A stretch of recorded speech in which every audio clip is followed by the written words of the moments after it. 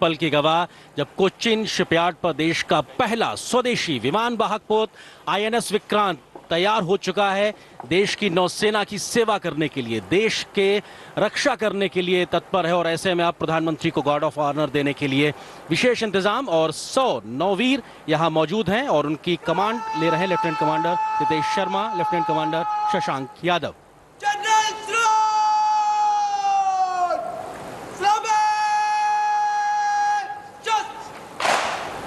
Officer of the Guard giving general salute to Honorable Prime Minister.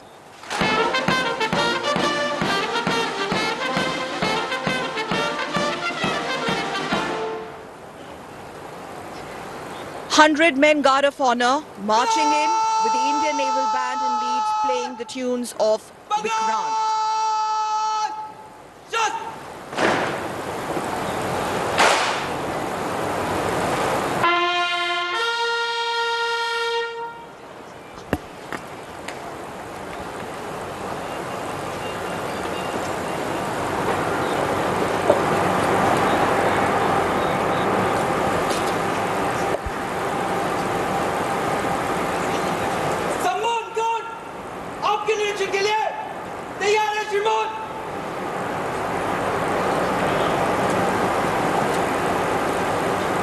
और तस्वीरें गवाह हैं किस प्रकार से आज के इस ऐतिहासिक कमिश्निंग सेरेमनी के समय प्रधानमंत्री गार्ड ऑफ ऑनर का निरीक्षण करने जाते हुए, अगर हम परंपरा के तौर पे बात करें सकल, तो अपने आप में 100 सेलर्स यहाँ पे मौजूद हैं और ये 100 सेलर्स का दस्ता सम्मान गार्ड के रूप में जहाँ पे प्रधानमंत्री को गार्ड ऑफ ऑनर दिया और प्रधानमंत्री इसका निरीक्षण करेंगे।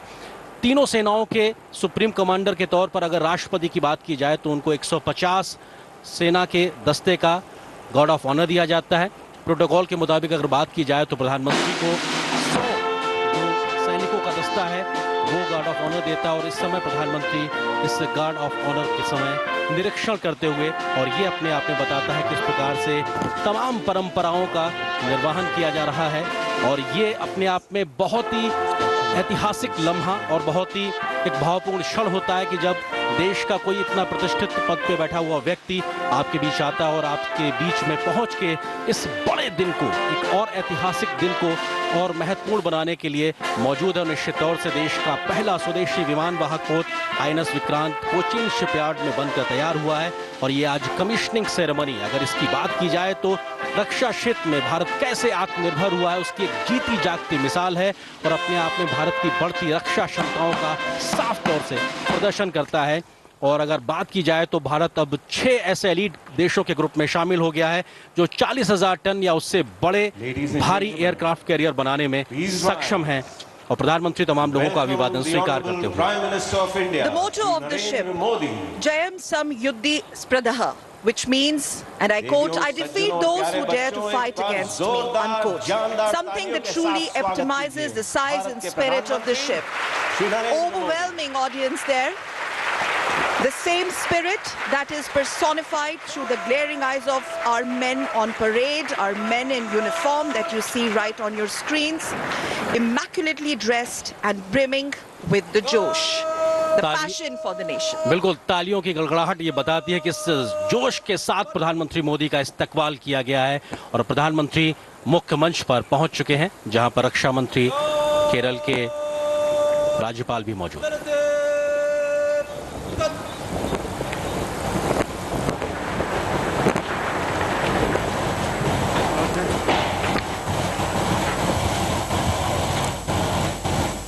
देवियों और सज्जनों, कितना बड़ा दिन है हमारे देश के लिए। माननीय प्रधानमंत्री श्री नरेंद्र मोदी जी की आज्ञा और आशीर्वाद के साथ एक छोटा सा विशेष विचार आपके सामने प्रस्तुत करता हूं।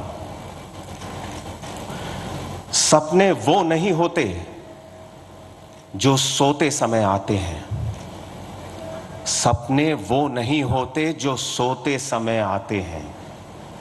सपने वो होते हैं जो हमारी नींद उड़ा देते हैं। कितना सौभाग्य है हमारा कि आज आत्मनिर्भर भारत की सर्वश्रेष्ठ उपलब्धि, आजाद भारत का सुनहरा सपना आज हमारे सामने साकार हो रहा है। INS विक्रांत के वीर नौसैनिक, भारतीय नौसेना के पूर्व सैनिक वेटरन्स, कोचिन शिपयार्ड के मेहनती वर्कर्स, सभी डिजाइनर्स, इंजीनियर्स और इंडस्ट्रीज, आप सभी के लिए एक बार जोरदार तालियां हो जाएं।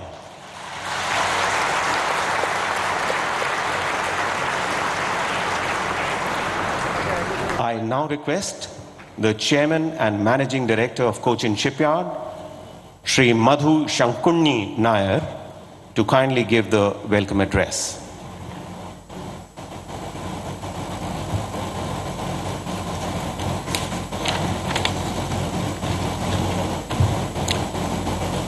Good morning and namaste.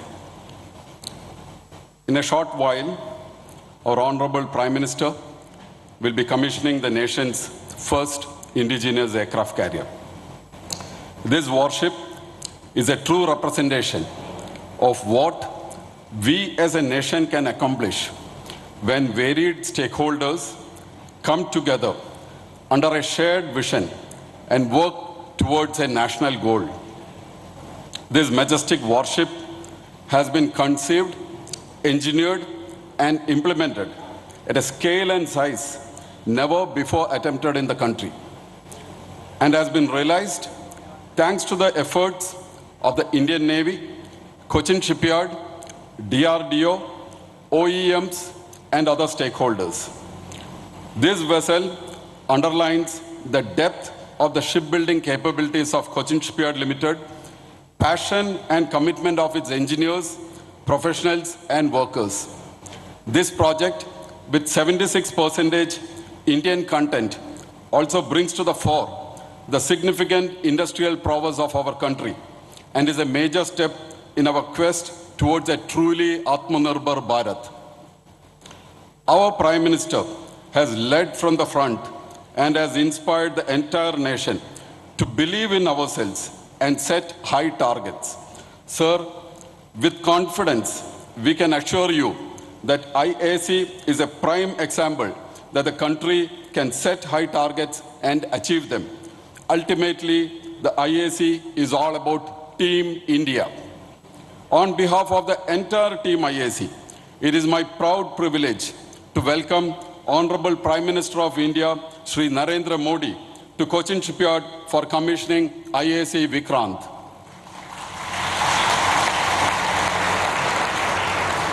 I welcome Governor of Kerala, Shri Arif Muhammad Khan, Chief Minister of Kerala, Shri Pinarayi Vijayan, Honorable Raksha Mandri, Shri Rajnath Singh, Honorable Minister for Port, Shipping and Waterways, Shri Sarbananda Sonowal, and National Security Advisor, Shri Ajit Doval, to this function. I welcome Raksha Rajya Mandri, Shri Ajay Bhatt, and Chief of Naval Staff, Admiral Hari Kumar, to this function. I welcome the elected people's representatives, flag officers, diplomats, senior officials from the government, the nation's most respected military veterans, and all other invited dignitaries to this function. I express CSL's gratitude to the Indian Navy, the Ministry of Defense, and the Ministry of Port, Shipping and Waterways for entrusting CSL with the construction of India's first indigenous aircraft carrier. I wish good luck and God's grace at all times to this majestic vessel and all the men and women who sail in her. Namaste, Jai Hind.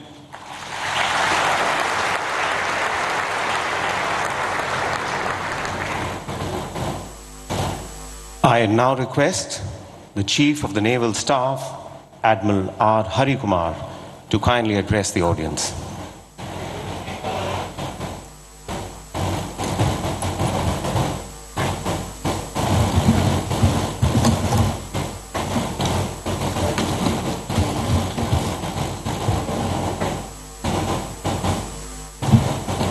Honorable Prime Minister Shri Narendra Modi ji, Chief guest this morning for this momentous occasion, senior dignitaries on the dais,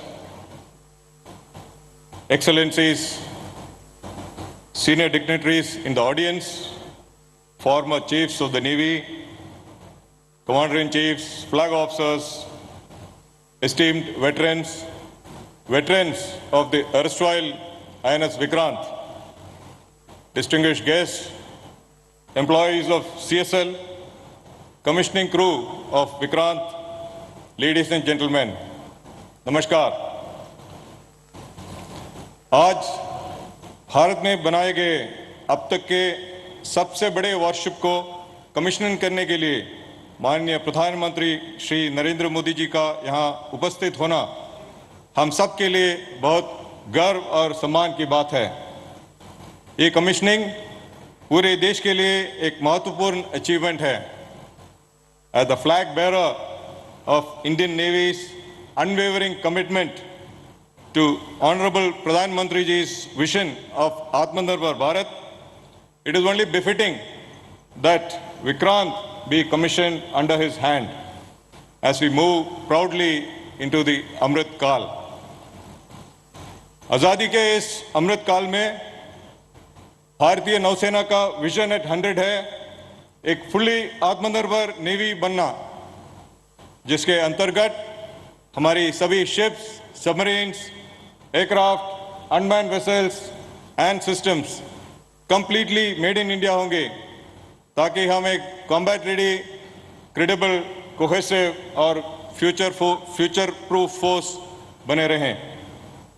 इस संदर्भ में भारतीय नौसेना माननीय प्रधानमंत्री जी द्वारा उद्घोषित 5 प्रण विकसित भारत, गुलामी की मानसिकता से मुक्ति, हमारी विरासत पर गर्व, एकता और एकजुटता एवं कर्तव्य की भावना की द्वारा इस रास्ते पर अग्रसर रहेगी।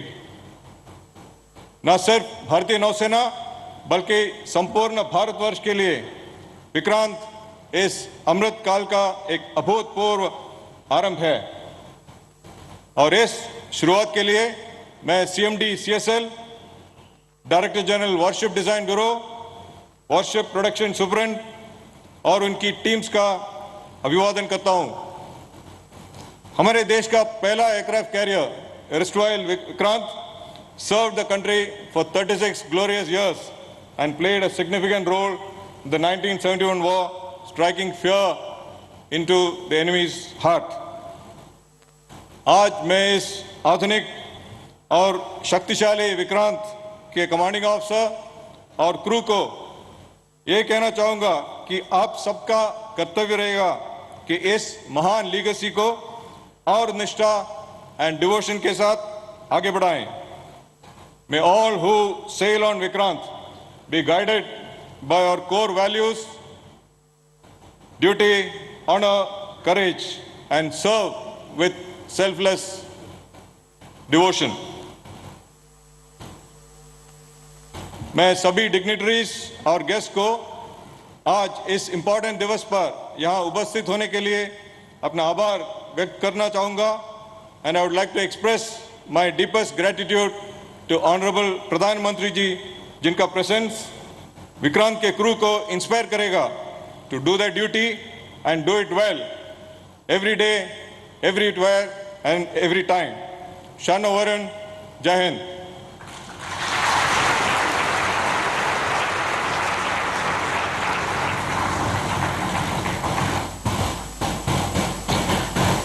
देवियों और सज्जनों, आज इस शुभ अवसर पर माननीय प्रधानमंत्री जी के कर कमलों द्वारा नौसेना के नए निशान का अनावरण किया जाएगा। इस निशान में किए गए बदलाव, नए निशान में अंकित अष्टकोण छत्रपति शिवाजी महाराज की नौसेना के युद्ध चिन्ह से लिया गया है, जिसे भारतीय नौसेना ने पुनः अपनाकर अपने देश की महान संस्कृति और संपदा को एक बार फिर उजागर किया है। मैं अब माननीय प्रधानमंत्री जी से अनुरोध करता हूं, श्रीमान कृपया अपने कर कमलों द्वारा भारतीय नौसेना के नए निशान का अनावरण करें।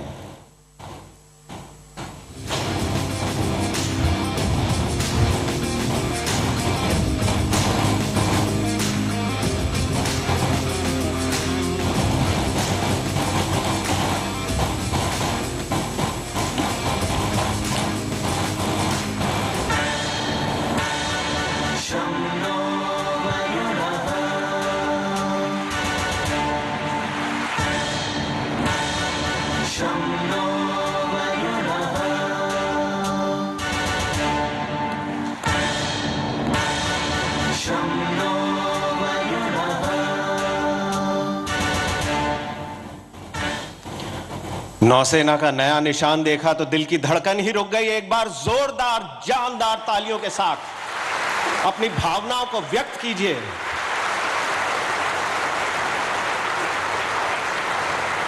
और आइए अब भारतीय नौसेना के नए निशान पर एक छोटी सी फिल्म देखें।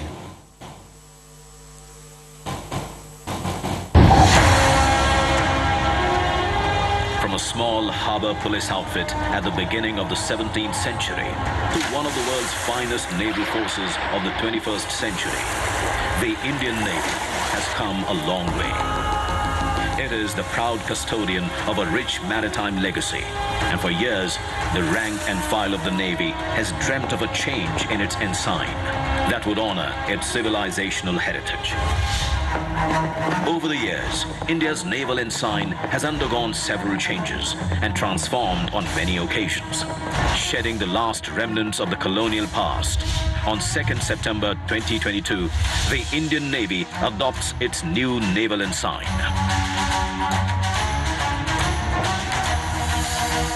With the national flag on the upper canton and a blue octagonal shape encompassing the national emblem sitting atop an anchor depicting steadfastness and superimposed on a shield with the Navy's motto, Sham no Varuna in Devanagari. The octagonal shape represents the 8 directions, symbolizing the Indian Navy's multi-directional reach and multi-dimensional operational capability.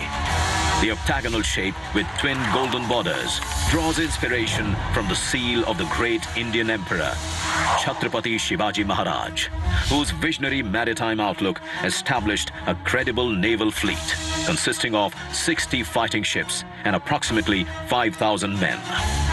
The rising Maratha naval power during Shivaji Maharaj's period was the first to secure the coastline against external aggression. गुलामी की छोटी सी छोटी चीज भी कहीं नजर आती है, हमारे भीतर नजर आती है, हमारे आसपास नजर आती है, हमें उससे मुक्ति पानी ही होगी. As India marks the 75th year of its independence, the new naval ensign is a step towards liberating the mind and further empowering the indomitable spirit of the sentinels of our seas, the Indian Navy.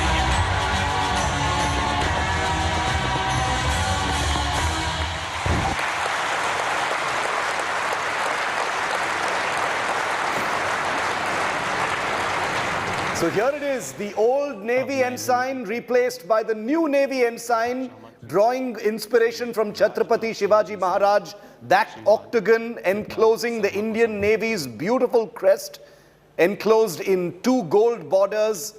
The St. George's Cross, which was introduced in 1928, has been dropped from the sacred Indian Navy ensign. So welcome to this new ensign.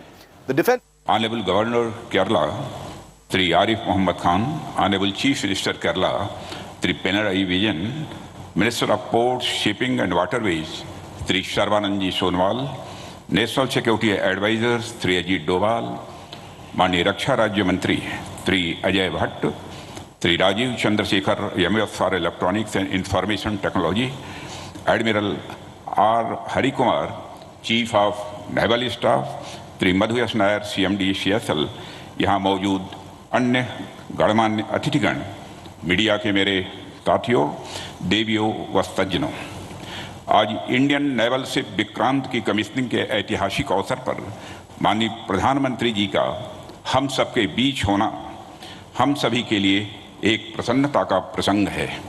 अपने busy schedule में से समय निकालकर आपने यहाँ अपनी गरिमामयी उपस्थिति प्रदान की है. मैं आपका हार्दिक स्वागत और अभिनंदन करता हूं.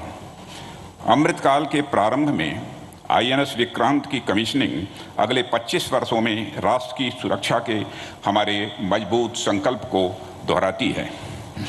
आईएनएस विक्रांत एक एस्पिरेशनल और सेल्फ रिलायंट इंडिया का एक एक्सेप्शनल सिंबल है.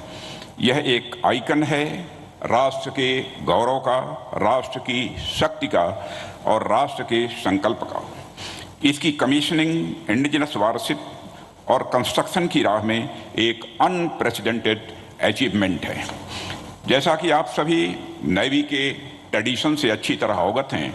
Old ships never die.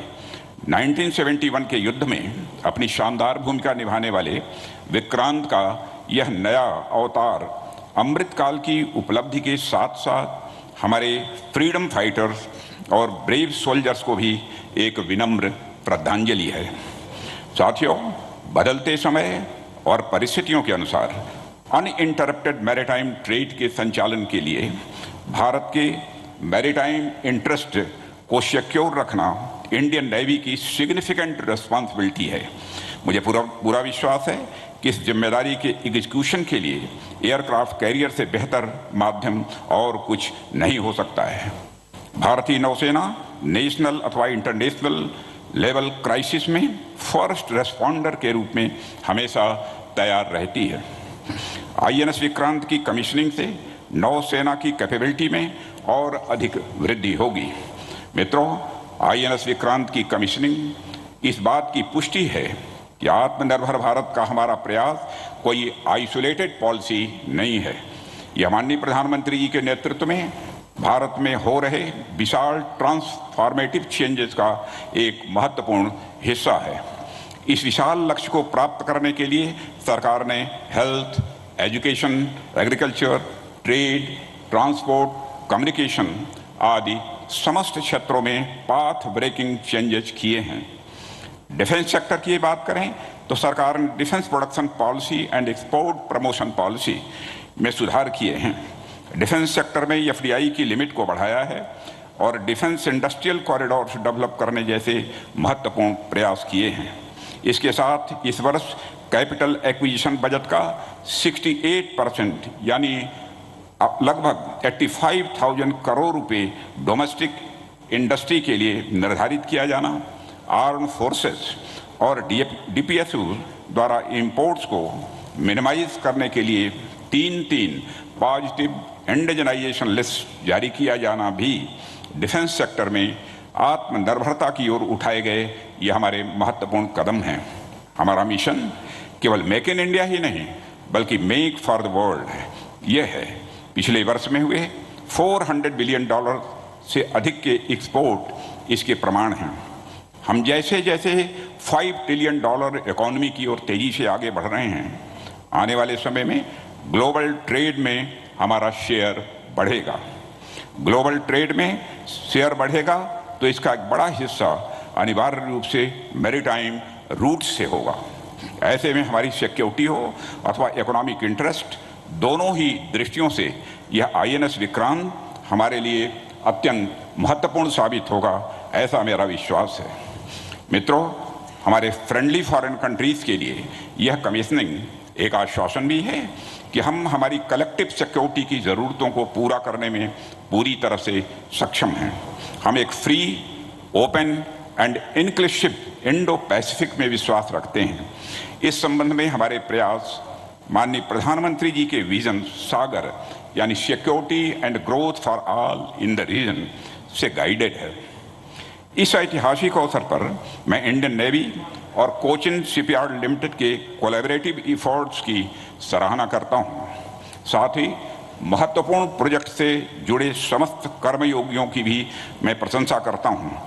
Chief of the naval staff admiral R Harikumar और उनकी पूरी टीम की विक्रांत की कमीशनिंग में फोकस्ड एफर्ट्स के लिए मैं सराहना करता हूँ।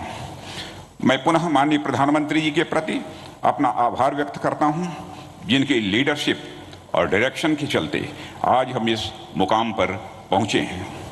हम भविष्य में निरंतर आपके गाइडेंस की आशा करते हैं। मैं आईएनएस विक्रांत के कैप्टन और क्रू के भविष्य के प्रयासों में सफलता की कामना करता हूँ। ईश्वर आपको हर परिस्थितियों में अजेय रखें। शं नो वरुणः may the lord of the water be auspicious unto us की कामना के साथ मैं अपना निवेदन समाप्त करता हूँ। लोका समस्ता सुखिनो भवन्तु, वलरे नन्नी, जय Hind.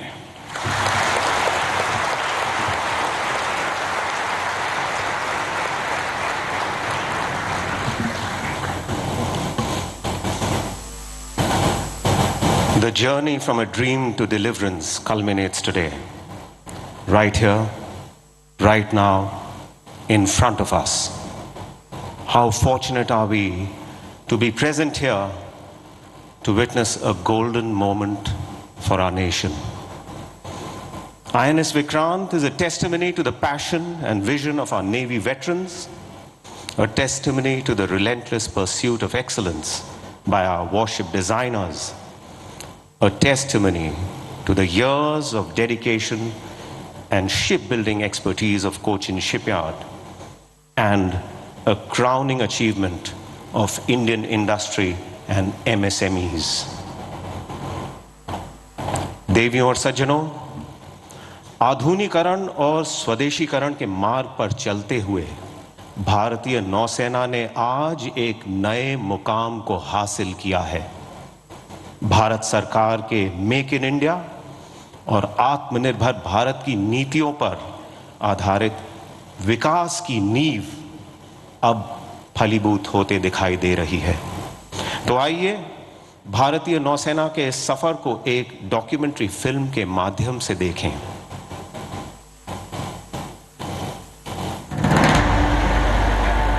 The Prime Minister of India's vision of Make in India and Atmanirbhar Bharat has led to self-reliance on land, at sea and in the air. Defence से जुड़ी हर छोटी छोटी जरूरत के लिए विदेशों पर निर्भरता हमारे देश के स्वाभिमान, हमारे आर्थिक नुकसान के साथ ही रणनीतिक रूप से बहुत ज्यादा गंभीर खतरा है। इस स्थिति से देश को बाहर निकालने के लिए 2014 के बाद हमने मिशन मोड पर काम शुरू किया है। बीते दशकों की अप्रोच से सीखते हुए आज हम सबका प्रयास उसकी ताकत से नए डिफेंस इकोसिस्टम का विकास कर रहे हैं। The course towards Atmanirbharta has been charted by the Government of India's transformational initiatives. Positive indigenization lists promote indigenous development and design. Dedicated defense corridors boost defense production. Increase in FDI through the automatic route enhances access to modern technologies. The IDEX ecosystem supports advanced research and development. Every platform since 2014 has seen increased indigenization, creating greater opportunities for Indian industries both within and outside India. We are now a three-dimensional Atmanirbhar Navy capable of operating across the spectrum of naval operations, from disaster relief to all-out combat.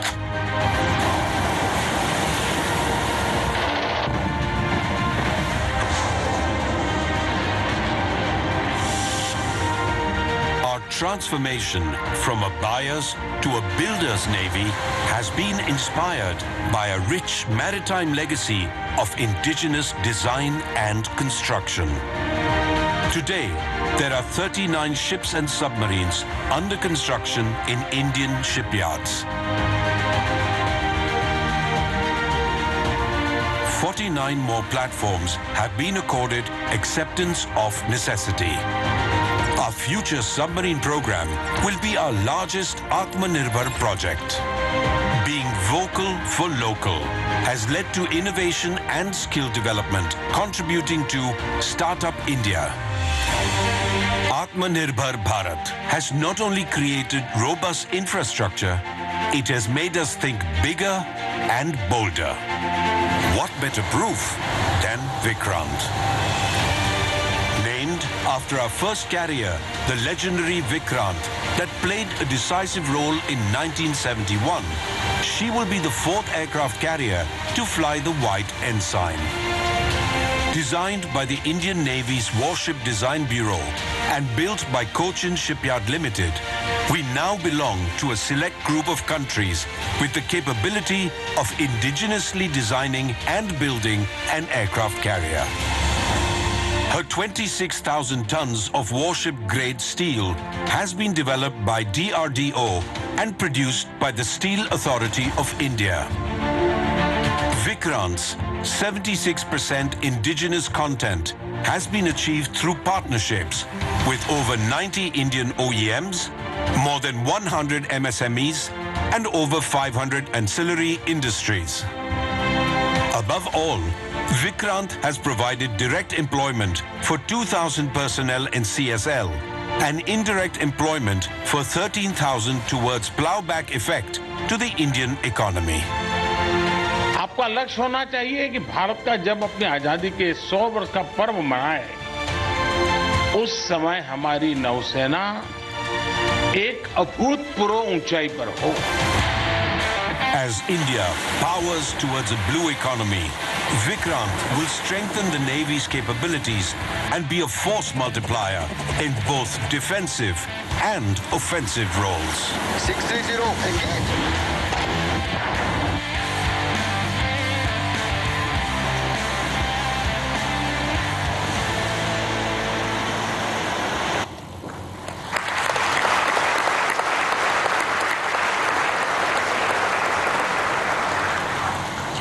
I now request the commanding officer of INS Vikrant, Captain Vidyadhar Harke, to declare and proclaim the commissioning warrant of INS Vikrant.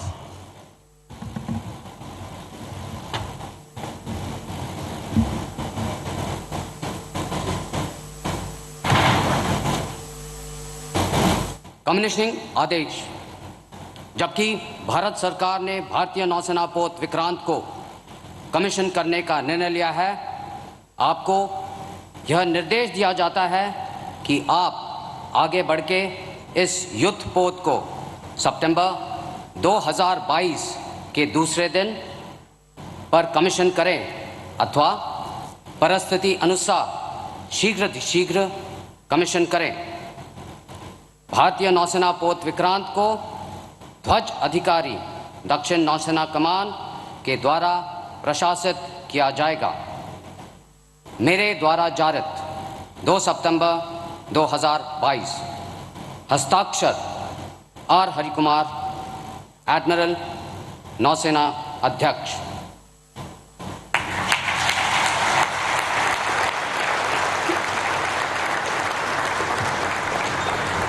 कितना बड़ा दिन है नौसेना के लिए, कितना ऐतिहासिक दिन है हमारे देश के लिए. और अब समय आ गया है उस आवाज को सुनने का जिसने हमारे देश को एक नई दिशा दी है. समय आ गया है उस आवाज को सुनने का जिसने हमारे पूरे देश में, समस्त भारतवासियों के दिल में आत्मविश्वास, प्रेरणा और संकल्प की भावना जागृत कर हमारे पूरे देश को एक लक्ष्य दिया, आत्मनिर्भर भारत. देवियों, सज्जनों और प्यारे बच्चों, जोरदार, दमदार, जानदार तालियों के साथ स्वागत कीजिए भारत के प्रधानमंत्री श्री नरेंद्र मोदी.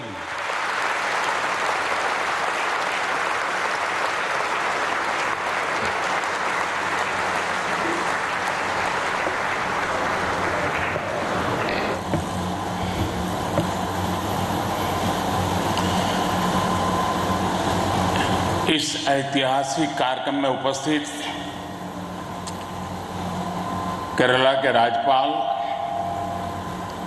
श्रीमान आरिफ मोहम्मद खान, केरल के मुख्यमंत्री श्रीमान पिनाराई विजयन जी, देश के रक्षा मंत्री श्रीमान राजनाथ सिंह जी, केंद्रीय मंत्रिमंडल के मेरे अन्य सहयोगीगण, chief of naval staff admiral R Harikumar ji, MD Cochin shipyard, सभी विशिष्ट एवं गणमान्य अतिथिगण और इस कार्यक्रम में जुड़े मेरे प्यारे देशवासियों, आज यहां केरला के समुद्री तट पर भारत का हर भारतवासी एक नए भविष्य के सूर्योदय का साक्षी बन रहा है। आईएनएस विक्रांत पर हो रहा ये आयोजन विश्व क्षितिज पर भारत के बुलंद होते हौसलों की हुंकार है।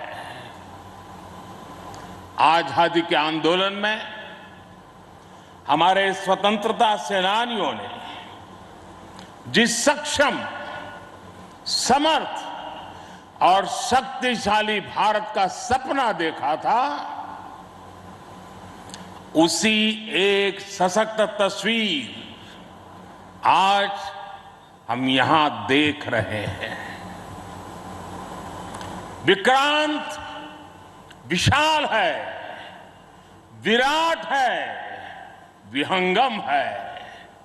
विक्रांत विशिष्ट है, विक्रांत विशेष भी है। विक्रांत केवल एक युद्धपोत नहीं है, ये 21वीं सदी के भारत के परिश्रम, प्रतिभा, प्रभाव और प्रतिबद्धता का प्रमाण है।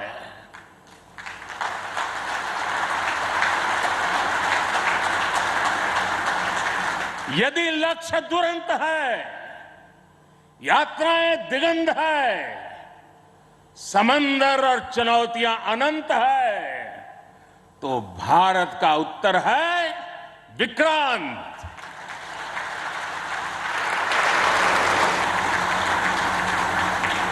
आजादी के अमृत महोत्सव का अतुलनीय अमृत है विक्रांत। आत्मनिर्भर होते भारत का अद्वितीय प्रतिबिंब है विक्रांत। ये हर भारतीय के लिए गर्व और गौरव का अनमोल अवसर है। ये हर भारतीय का मान, स्वाभिमान बढ़ाने वाला अवसर है।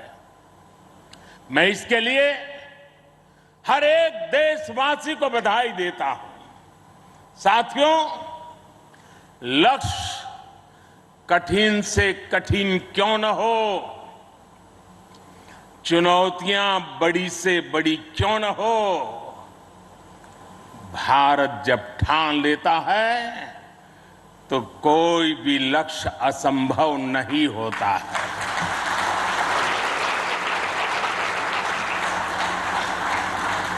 आज भारत विश्व के उन देशों में शामिल हो गया है जो स्वदेशी तकनीक से इतने विशाल एयरक्राफ्ट कैरियर का निर्माण करता है। आज आईएनएस विक्रांत ने देश को एक नए विश्वास से भर दिया है। देश में एक नया भरोसा पैदा कर दिया है। आज विक्रांत को देखकर समंदर की ये लहरें आह्वान कर रही है, अमर्त्य वीर पुत्र हो, अमर्त्य वीर पुत्र हो, दृढ़ प्रतिज्ञ सोच लो, प्रशस्त पुण्य पंथ है, प्रशस्त पुण्य पंथ है। बढ़े चलो, बढ़े चलो, बढ़े चलो।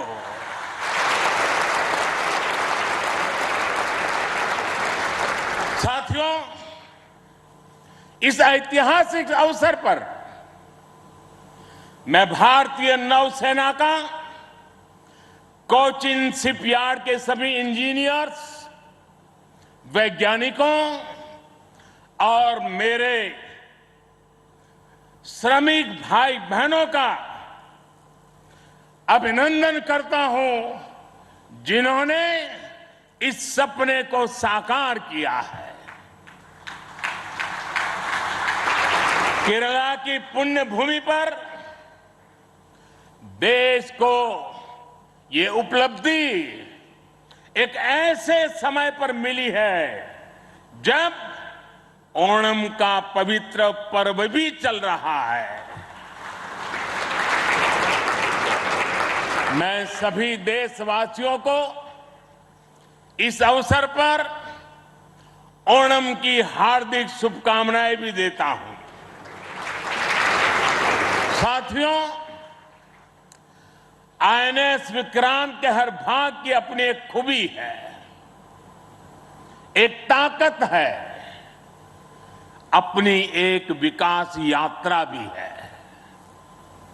ये स्वदेशी सामर्थ्य, स्वदेशी संसाधन और स्वदेशी कौशल का प्रतीक है।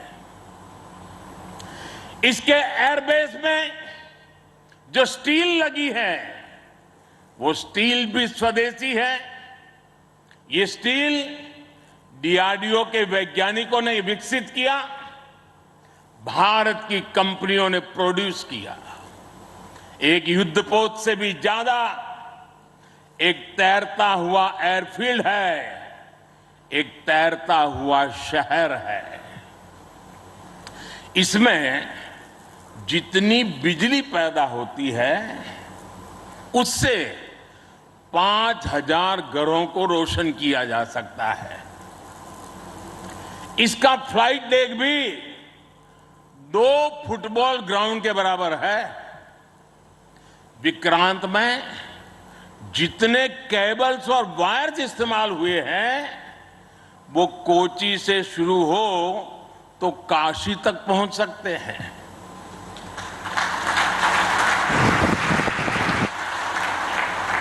ये जटिलता हमारे इंजीनियर्स की जीवटता का उदाहरण है।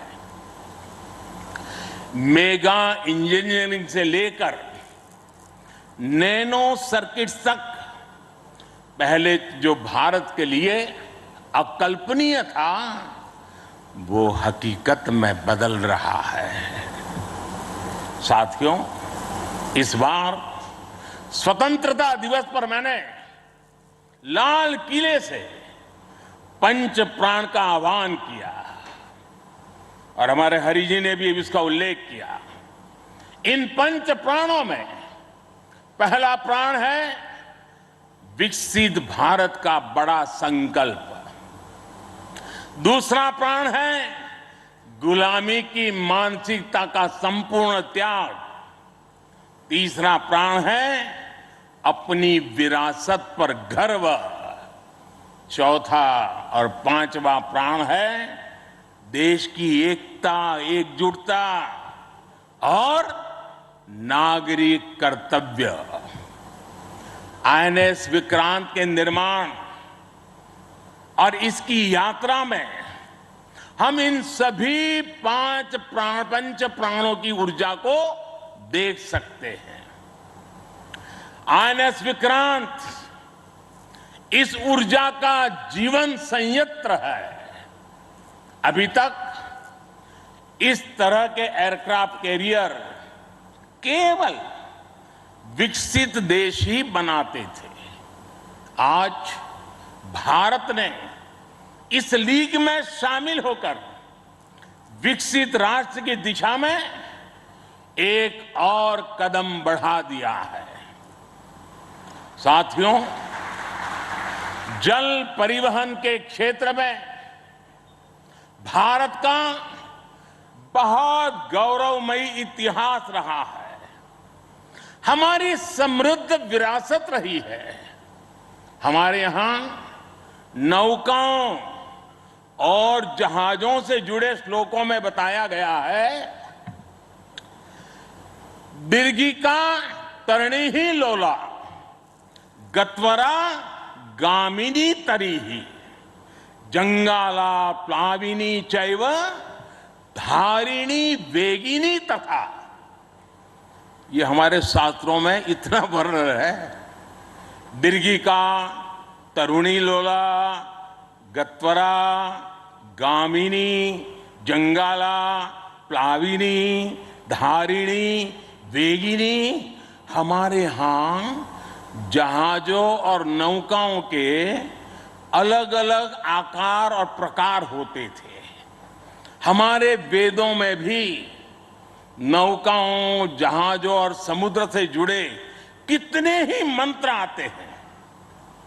वैदिक काल से लेकर गुप्त काल और मौर्य काल तक भारत के समुद्री सामर्थ्य का डंका पूरे विश्व में बजता था। छत्रपति वीर शिवाजी महाराज ने इस समुद्री सामर्थ्य के दम पर ऐसी नौसेना का निर्माण किया जो दुश्मनों की नींद उड़ाकर रखती थी। जब अंग्रेज भारत आए तो वो भारतीय जहाजों और उनके जरिए होने वाले व्यापार की ताकत से घबराए रहते थे।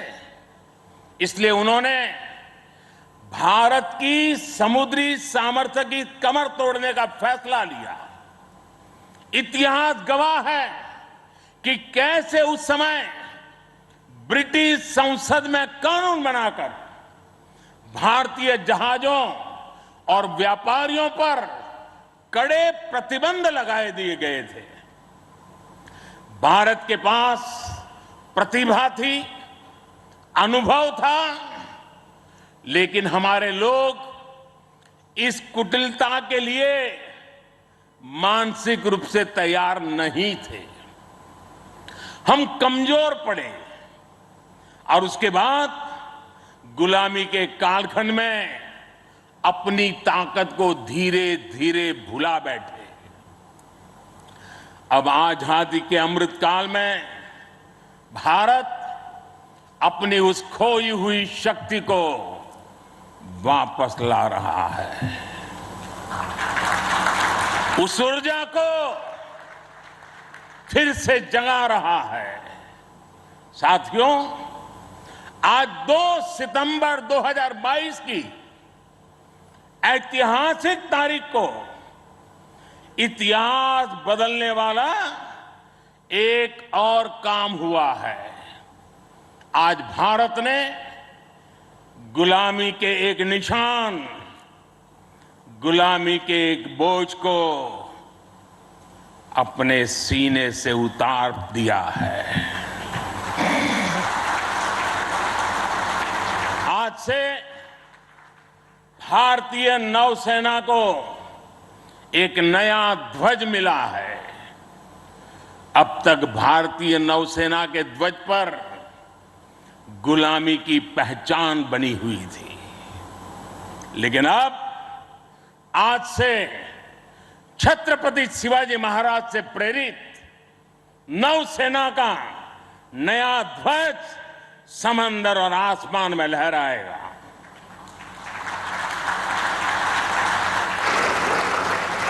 कभी रामधारी सिंह दिनकर जी ने अपनी कविता में लिखा था, नवीन सूर्य की नई प्रभा, नवीन सूर्य की नवीन प्रभा, नमो नमो नमो, नमो स्वतंत्र भारत की ध्वजा, नमो नमो नमो। आज इसी ध्वज वंदना के साथ मैं ये नया ध्वज नौसेना के जनक छत्रपति वीर शिवाजी महाराज को समर्पित करता हूं।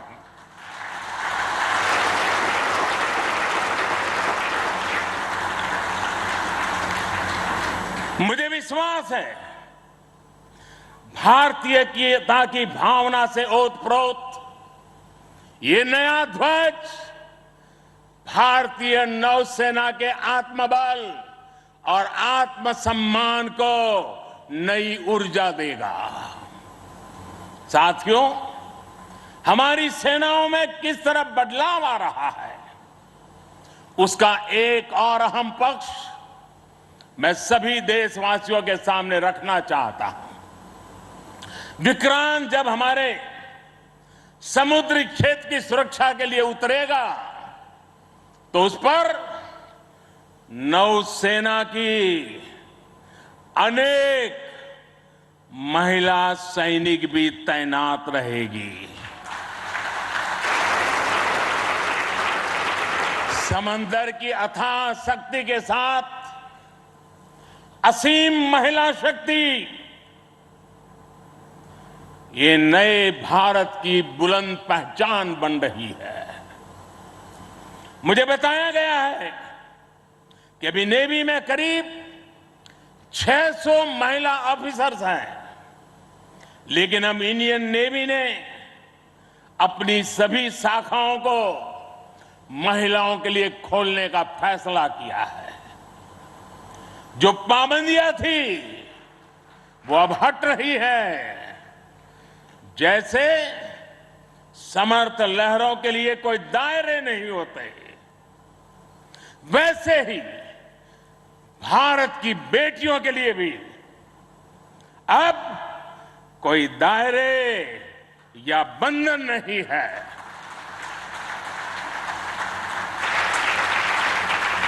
अभी 1-2 साल पहले विमेन ऑफिसर्स ने तारिणी बोट से पूरी पृथ्वी की परिक्रमा की थी।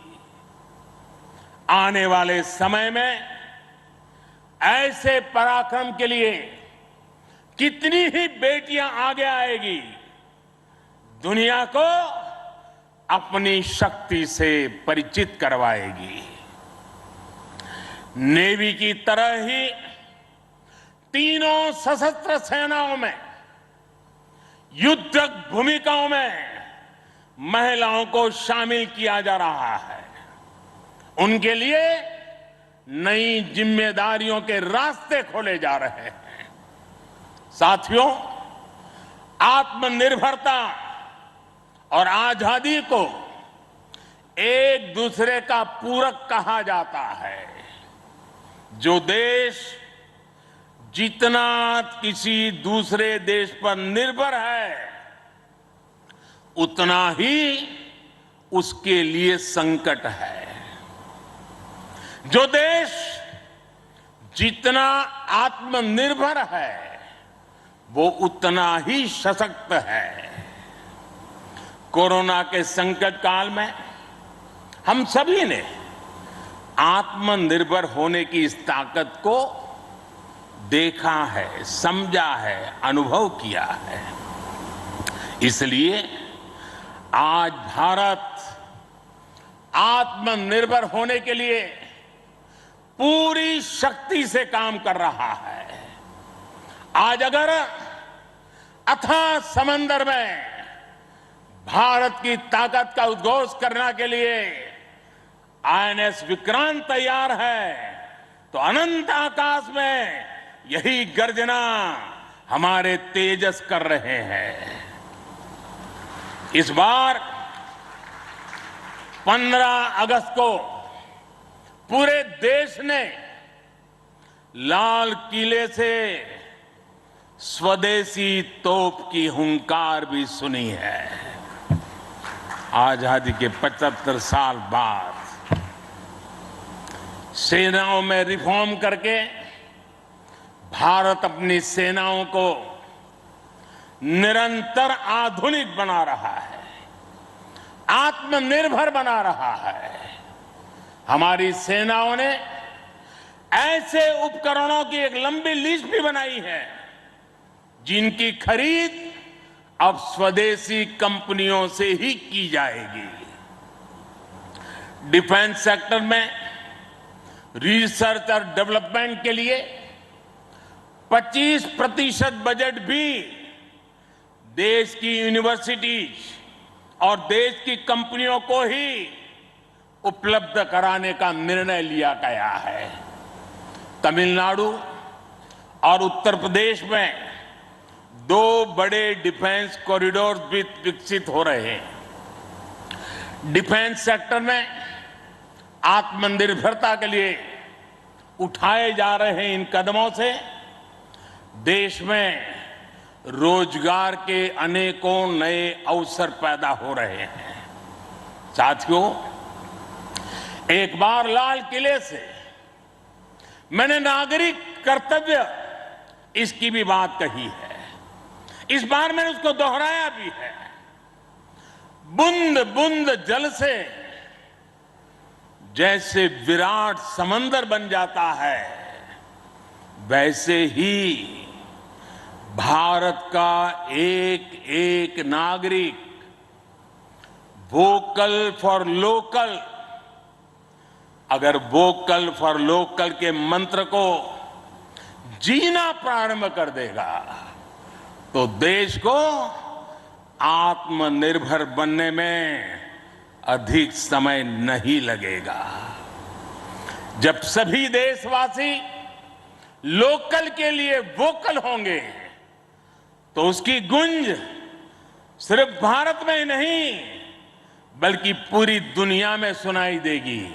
और देखते ही देखते दुनिया के जो भी मैन्युफैक्चरर होंगे उनको भी मजबूरन भारत में आकर के मैन्युफैक्चरिंग के रास्ते पर चलना पड़ेगा। ये ताकत एक एक नागरिक के अपने आप में तजुर्बे में है। साथियों, आज जिस तेजी से वैश्विक परिवेश बदल रहा है, वैश्विक परिदृश्य बदल रहा है, उसने विश्व को मल्टीपोलर बना दिया है। इसलिए आने वाले समय में भविष्य की गतिविधियां और सक्रियता का केंद्र कहां होगा, ये भविष्य दृष्टि बहुत जरूरी हो जाती है। उदाहरण के तौर पर पिछले समय में इंडो पैसिफिक रीजन और इंडियन ओशन में सुरक्षा चिंताओं को लंबे समय तक नजरअंदाज किया जाता रहा, लेकिन आज ये क्षेत्र हमारे लिए देश की बड़ी रक्षा प्राथमिकता है। इसलिए हम नौसेना के लिए बजट बढ़ाने से लेकर उसकी क्षमता बढ़ाने तक हर दिशा में काम कर रहे हैं। आज चाहे ऑफशोर पेट्रोल वेसल्स हो, सबमरीन्स हो या एयरक्राफ्ट कैरियर्स हो, आज भारत की नौसेना की ताकत अभूतपूर्व गति से बढ़ रही है। इससे आने वाले समय में हमारी नेवी और मजबूत होगी।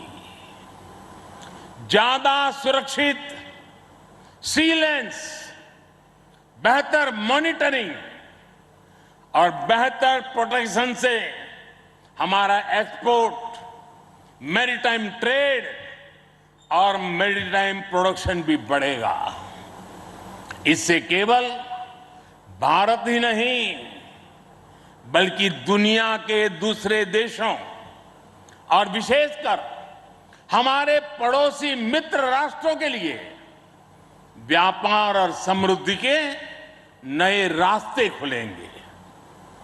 साथियों, हमारे यहां शास्त्रों में कहा जाता है और बहुत महत्वपूर्ण बात कही जाती है और जिस बात को हमारे लोगों ने संस्कार के रूप में जिया है, हमारे यहां शास्त्रों में कहा गया है, विद्या विवादाय, धनम मदाय, शक्ति ही परेशान परपीडनाय, खलस्य साधो विपरीतम एतत् ज्ञानाय दानाय च रक्षणाय। अर्थात दुष्ट की विद्या विवाद करने के लिए, धन घमंड करने के लिए और शक्ति दुष्करों को प्रताड़ित करने के लिए होती है। लेकिन सज्जन के लिए ये ज्ञान, दान और कमजोर की रक्षा का जरिया होता है। यही भारत का संस्कार है। इसलिए विश्व को सशक्त भारत की ज्यादा जरूरत है। मैंने एक बार पढ़ा था कि एक बार जब डॉक्टर एपीजे अब्दुल कलाम से किसी ने पूछा कि आपका व्यक्तित्व तो बड़ा शांति प्रिय है, आप तो बड़े शांत व्यक्ति लगते हैं, तो आपको हथियारों की क्या जरूरत लगती है? कलाम साहब ने कहा था, शक्ति और शांति एक दूसरे के लिए जरूरी है। और इसलिए आज भारत बल और बदलाव दोनों को एक साथ लेकर चल रहा है। मुझे विश्वास है सशक्त भारत शांत और सुरक्षित विश्व का मार्ग प्रशस्त करेगा। इसी भाव के साथ हमारे बहादुर जवानों को, वीर सेनानियों को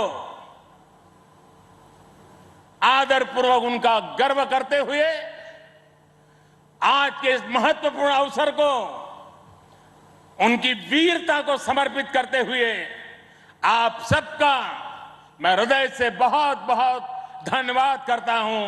जय हिंद। देवियों और सज्जनों, भारत के प्रधानमंत्री श्री नरेंद्र मोदी की भव्य उपस्थिति में एक बुलंद आवाज में मेरे साथ 3 जय पुकारेंगे। आईएनएस विक्रांत की, भारतीय नौसेना की, भारत माता की।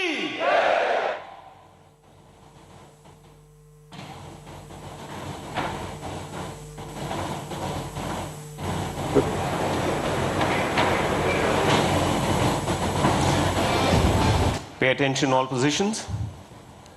Speech ahead of the ritual breaking of the commissioning pennant, which will happen just moments from now, right after the ceremonial hoisting of the Indian Navy's proud new pennant, ladies and gentlemen, on board INS Vikramaditya. This is the Prime Minister walking up the gangplank up onto INS Vikrant. He's on deck now. Nishan ceremony where the new naval ensign will be hoisted on INS Vikrant. A ceremonial guard is positioned there, and we shall shortly move to the commentator's desk on board the Vikrant.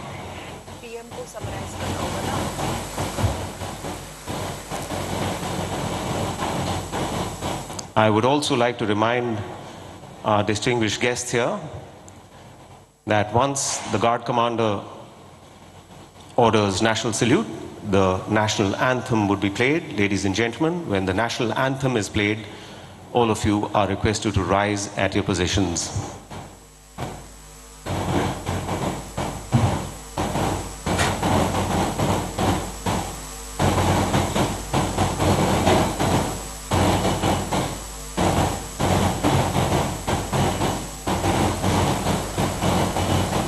Very, very emotional moment you're about to witness, viewer, of what happens on board INS Vikrant. Not only is it the first time that the Our ensign guests here goes this up. morning would be delighted to know that the live broadcast of this ceremony is being broadcast on Doordarshan, our national television. And not only is the broadcast going all over India, but also all across the world over satellite television and the internet. Big thanks to the crew from Doordarshan.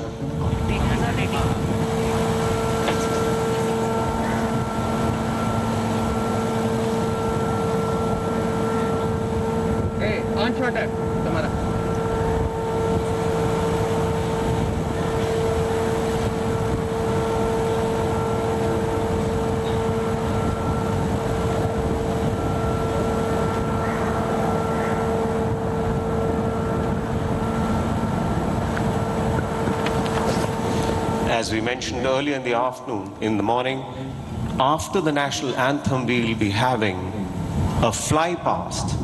In fact, 2 of them. Due to prevailing weather conditions, we are all seated here, so we may not be able to have a close look at the flight past, but I'm quite certain that we are going to feel and hear the fly past.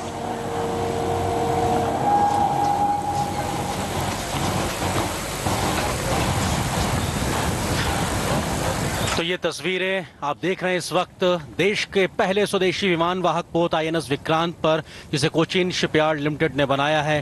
प्रधानमंत्री नरेंद्र मोदी पहुंचे हैं इस पूरी commission ceremony में और अब यहां पर निशान समारोह देखने को मिलेगा और प्रधानमंत्री इस वक्त फ्लाइंग डेक के ऊपर तमाम वरिष्ठ लोगों के साथ में, और ये भव्यता विशालता दर्शाता है किस प्रकार से देश ने आज रक्षा के क्षेत्र में एक बहुत बड़ा दिन हासिल किया है। Sound control.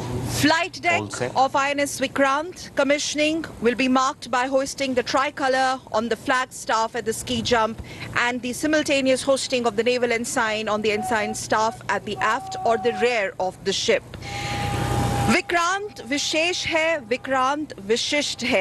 Vikrant is special, Vikrant is superior. In the words of Honorable Prime Minister, INS Vikrant symbolizes Atmanirbhar Bharat. और ये तस्वीरें अब निशान समारोह की तैयारियां, कलर सेरेमनी जिसको कहा जाता है, और अपने आप में ये बेहद महत्वपूर्ण, क्योंकि हर नौसैनिक युद्धपोत पर 2 ध्वज होते हैं और अग्रिम भाग में राष्ट्र ध्वज एवं पिछले भाग में नौसेना का निशान होता है। वो नौसेना का निशान जो आज नए रूप में, नए स्वरूप में, भारतीय रूप में आज नौसेना को मिला है। The color guard will be giving salute to the Prime Minister.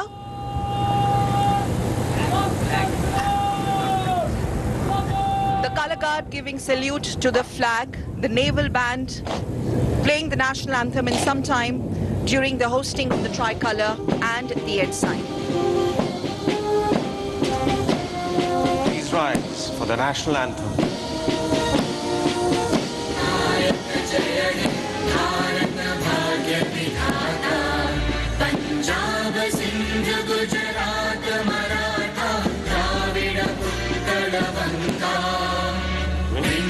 Himachal Yamuna Ganga उज्जल जलधि तरंगा तव शुभ नामे जागे तव शुभ आशीष मांगे गाहे तव जय गाथा जन गण मंगलदायक जय हे भारत भाग्य विधाता जय हे जय हे जय हे जय जय जय जय हे। तो पूरे सम्मान के साथ हमने देखा किस प्रकार से राष्ट्रगान के साथ में यहाँ पर निशान सेरेमनी हुई और जो नेवी का ध्वज है वो लहराता नजर आ रहा है इस वक्त INS विक्रांत पर। और ये नया ध्वज है जिसमें आज नया निशान देखने को मिल रहा है और औपनिवेशिक काल जिसमें गुलामी की मानसिकता झलकती थी उससे आगे बढ़ते हुए आज भारतीयता का नया उत्कर्ष देखने को मिला। और ये फ्लाई पास्ट की शुरुआत होती हुई दिखाई पड़ रही है। यहाँ पे हम साफ तौर पे देख सकते हैं ये तमाम जो विमान हैं जो इस वक्त आपको दिखाई पड़ रहे हैं। Spectacular display of Naval's air prowess. 3 Chetaks ऊपर आकाश में देखिए राष्ट्रीय ध्वज एवं नेवल एनसाइन का गर्व से बहन करते हुए 3 एडवांस्ड लाइट हेलीकॉप्टर पहला हवाई दस्ता led by Commander B. Madhukiran कर रहे हैं and commander Ishan Mahapatra led by Commander Ishan Mahapatra। बिल्कुल ये तस्वीरें अपने आप में दिखाती हैं किस प्रकार से ये फ्लाई पास्ट जहां पर 3 चेतक हवाई जहाज, इसके अलावा 3 एडवांस लाइट हेलीकॉप्टर, साथ ही साथ यहाँ पर सीइंग 42 ब्रेवो हेलीकॉप्टर और इन तमाम की गड़गड़ाहट साफ तौर पर प्रधानमंत्री इसको निहारते हुए और ये भारत की इस भव्यता को आसमान में अपनी नजरें गड़ाए रखिएगा। सेना का निशान के साथ में राष्ट्रध्वज इनके साथ में ये गड़गड़ाहट बताती है कि भारत की रक्षा क्षमताएं किस हद तक बढ़ गई हैं और आत्मनिर्भर भारत ये आज दुनिया को बताने में सक्षम है कि हम कैसे दुनिया में आगे अग्रणी भूमिका निभाने को तत्पर हैं। Prime Minister waving at the rotary wings as 3 Chetaks and 3 advanced light helicopters as well as Bravo 42B led by Commander Harpreet Singh Baweja displaying Naval's air prowess. इनके ठीक पीछे है पनडुब्बी प्रतिरोधी और seeking 42 Bravo commander Harpreet Singh Baweja की अगुवाई में। Seeking 42 Bravo helicopter commander Harpreet Singh Baweja के नेतृत्व में ये तमाम फ्लाई पास्ट नजर आ रहा है और हमने देखा किस प्रकार से 3 चेतक, इसके अलावा 3 एडवांस हाई हेलीकॉप्टर, साथ ही साथ सी किंग 42 ब्रेवो हेलीकॉप्टर ये नजर आ रहे हैं और प्रधानमंत्री एक तरीके से हाथ हिलाकर अभिवादन करते हुए गड़गड़ाहट बताती है हमारी बढ़ती हुई रक्षा क्षमताओं की, आत्मनिर्भर होते रक्षा के क्षेत्र में भारत की, और आज का दिन बेहद ऐतिहासिक। Absolutely. And INS Vikrant now would be capable of operating an air wing consisting of at least 30 aircraft, which will be comprising of MiG-29K fighter jets, amongst others. And remember why this is special. Indigenously manufactured advanced light helicopters that you just saw a while back on your screens, and also some light combat aircraft from Indian Navy will be positioned. बिल्कुल अपने आप में बेहद खास, क्योंकि Vikrant, INS Vikrant बहुत खास है। और अब एक तरीके से देखा जाए आज ये भारत के लिए रक्षा के क्षेत्र में बेहद महत्वपूर्ण, और इस विक्रांत, INS विक्रांत की बात की जाए तो अब ये नौसेना को समर्पित होने जा रहा है। और ये जोरदार तालियों के साथ आइए स्वागत करते हैं भारतीय नौसेना में INS विक्रांत का। एक तरीके से नौसेना को समर्पित किया है प्रधानमंत्री नरेंद्र मोदी ने। रक्षा मंत्री हमको यहाँ नजर आ रहे हैं। Ship's plaque being unveiled by Honorable Prime Minister in the presence of Honorable Raksha Mantri Shri Rajnath Singh. This is going to be soon followed by the presentation of Memento in a while. We also saw a while back Prime Minister, yes, presentation of Memento by Chief of Naval Staff to Honorable Prime Minister of India.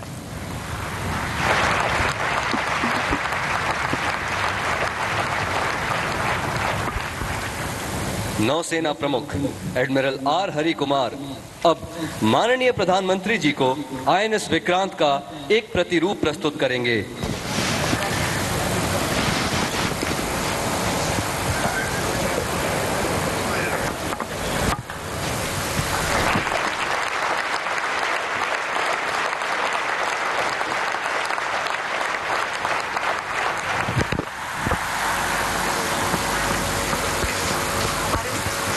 माननीय प्रधानमंत्री अब कमान अधिकारी captain Vidyadhar हरके को रजत तालिका हस्तांतरित करेंगे।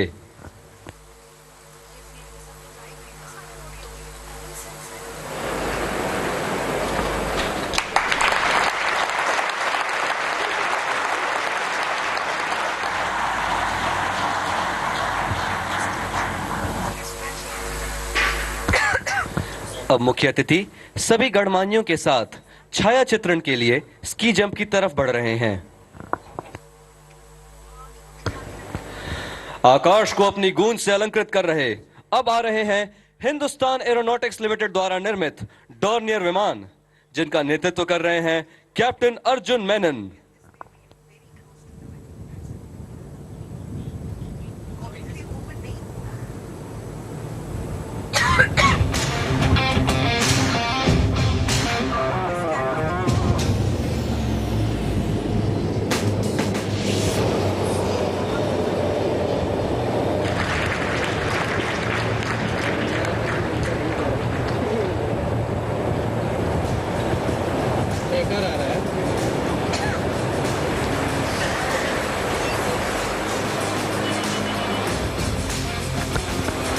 अब आ रहा है सैन्य सर्वेक्षण में सबसे कुशल अत्याधुनिक पनडुब्बी प्रतिरोधी उपकरणों से लैस P-8I विमान, जिसके चालक हैं commander Kuldeep Mehta. From Hindustan Aeronautics Limited, led by Captain Arjun Menon.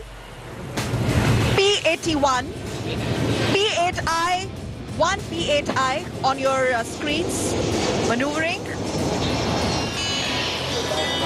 followed by Tree Hawks, led by Commander Shailesh Singh Rana.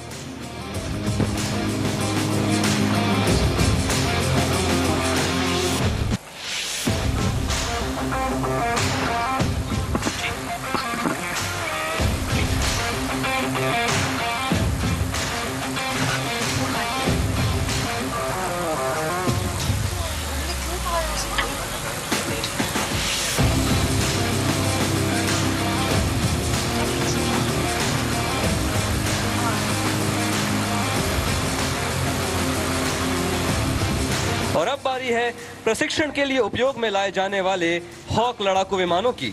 इस दस्ते का नेतृत्व कर रहे हैं कमांडर शैलेश सिंह राणा।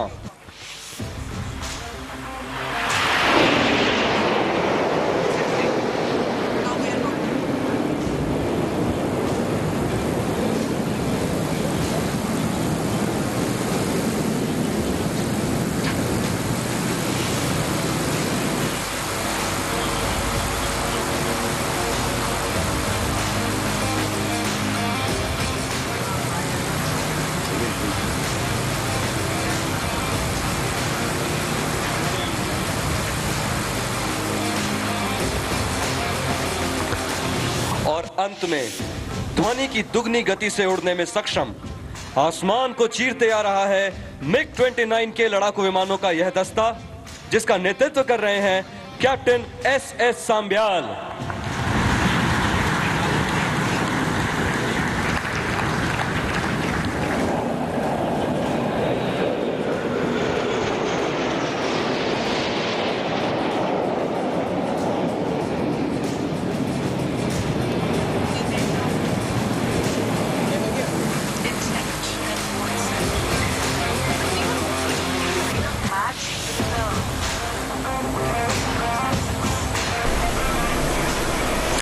गौरव का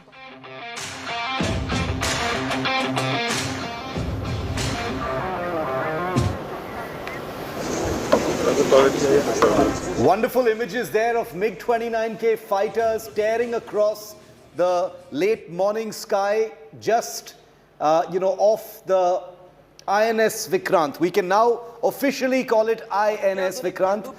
It is now a part officially of the Indian Navy. These beautiful images coming just moments after the ceremonial commissioning of the warship. So Akshita, the ship is now basically ready for the Indian Navy. And now it gets to sail out and be fully under control of the Indian Navy. That's what the Prime Minister has just done. And there the Prime Minister, the Kerala Chief Minister, all on board the INS Vikrant for the very first time, with it officially being commissioned. We're lucky that the skies have cleared up there in Kochi. It's been extremely rainy for the last few days, but we're getting to see, as a result of that, this wonderful flypast that's underway currently. Now, post this flypast, Prime Minister Narendra Modi will be departing from that venue, with the official ceremony also completed now. He also unveiled the plaque that you saw earlier. You have Prime Minister there earlier at the flypast, waving at the aircraft as they flew by, jetted by very, very soon. But this is just a glimpse, Shiv, into the spectacular capabilities of the INS Vikrant as an aircraft carrier,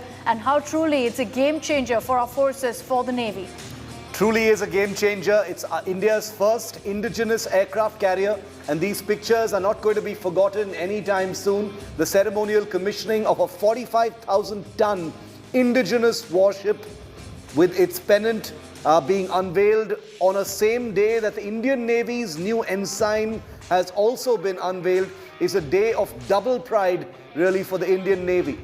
It doesn't really happen very often that a military arm gets to commission its biggest ever indigenous platform, as well as get its new identity. It's truly going to be an overwhelming day for Indian Navy personnel, Indian Navy veterans, many of whom are in Kochi today. They've been there by special invitation to witness this extremely auspicious day firsthand, and the echoes of today will be going quite far and wide. Abhishek Banerjee, our National Bureau Head, is with us live. He's the first journalist to be on INS Vikrant, and he's there now for the commissioning ceremony, which has just ended. Abhishek, she's ready for the Indian Navy. She's now part of the Indian Navy. Nice, quick ceremony with the Prime Minister there.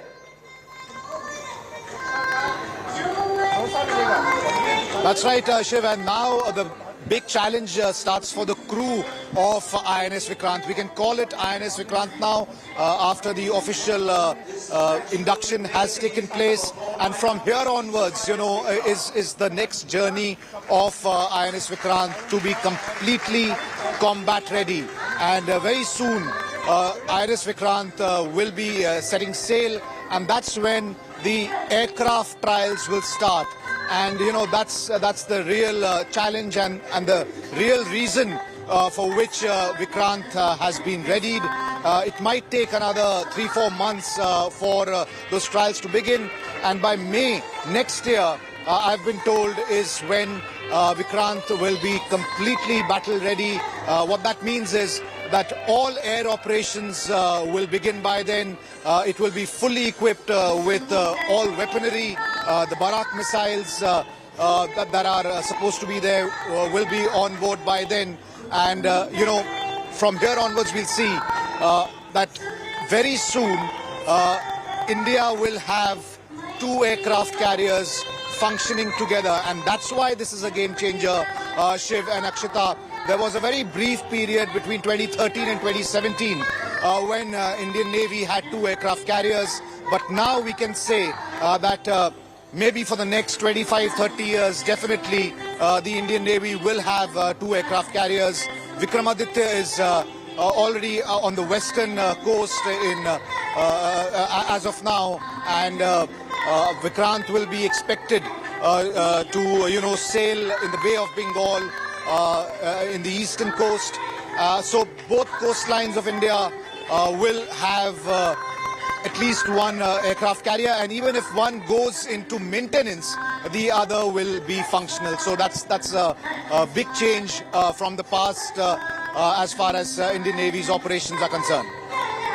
Abhishek, I was just going to ask you that as well. Where is INS Vikrant headed next? What's the next journey? Which sea will she cover?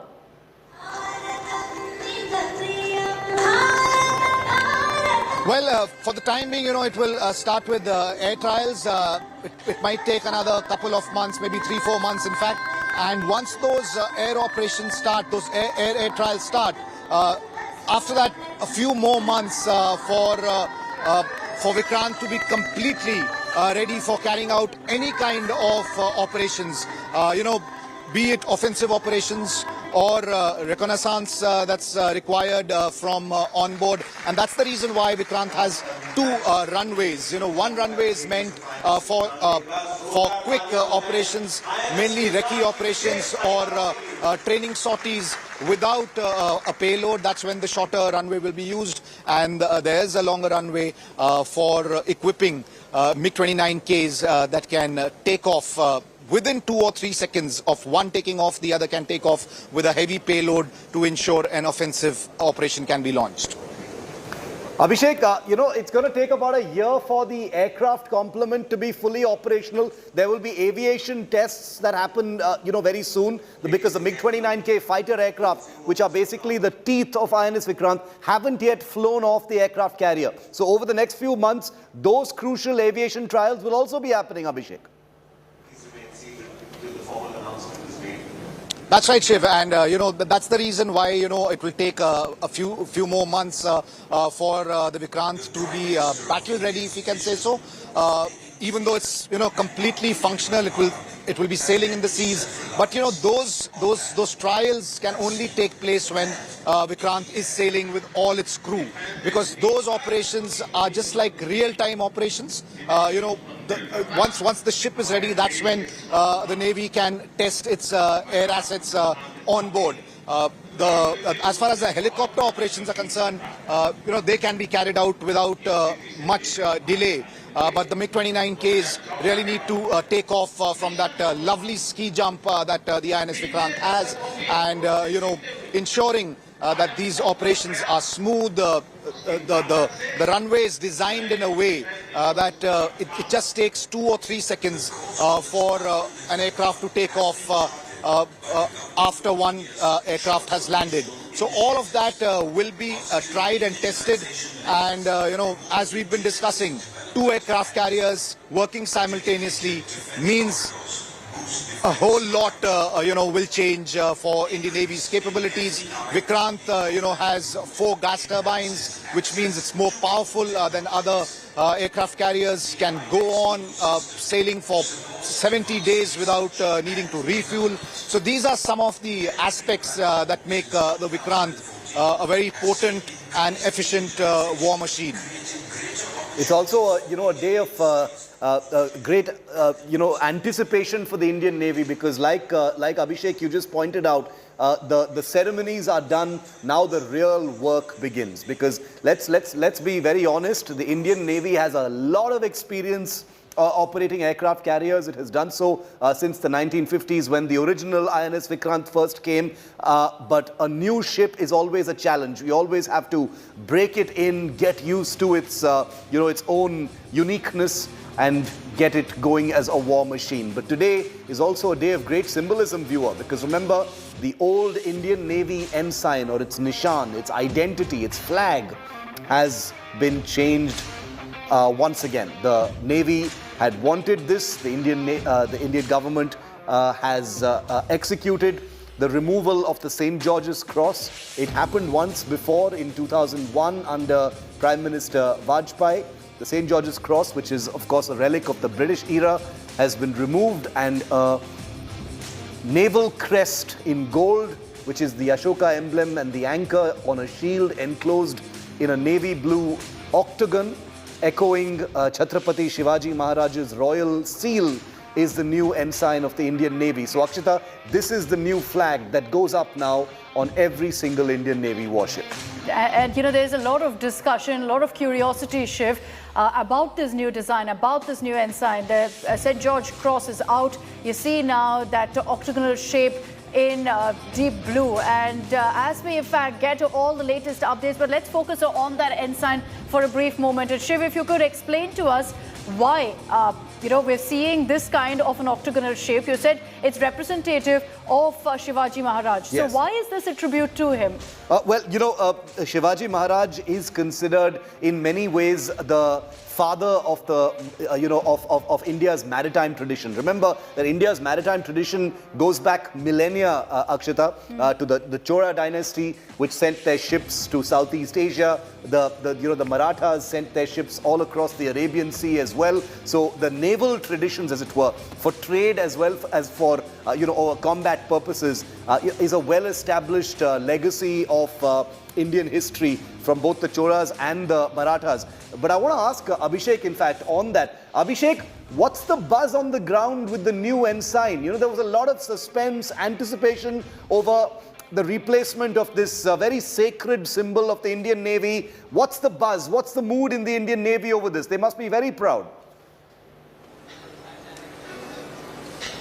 Yeah, it's an exciting moment, Shiv. And the fact that the new nishan, or the new flag, has been unveiled for the first time at INS Vikrant, that itself tells you the importance of both these things happening together. The Navy and the government chose INS Vikrant to be the platform on which this new flag will be unveiled for the first time. And in fact, when that flag was hoisted, it went up and the national anthem was sung. It was a great moment, not just for people in uniform, but so many others, including us, sitting and standing here in this pavilion, looking at those big screens where the entire ceremony was could be viewed. So it was a moment to be cherished, and what can I say? Really fortunate to be present here, and literally watching this kind of fanfare during the ceremony. So yeah, it's a great moment for everybody who follows Indian military, who's been part of the Indian Navy, and so many of us who are present here. Clearly a moment of great pride when we saw that flag going up for the very first time on board the INS Vikrant. This now becomes the official symbol, the identity for the Navy. And let's play out for you an excerpt of what Prime Minister Modi had to say about this ensign. आज 2 सितंबर 2022 की ऐतिहासिक तारीख को इतिहास बदलने वाला एक और काम हुआ है। आज भारत ने गुलामी के एक निशान, गुलामी के एक बोझ को अपने सीने से उतार दिया है। आज से भारतीय नौसेना को एक नया ध्वज मिला है। अब तक भारतीय नौसेना के ध्वज पर गुलामी की पहचान बनी हुई थी, लेकिन अब आज से छत्रपति शिवाजी महाराज से प्रेरित नौसेना का नया ध्वज समंदर और आसमान में लहराएगा।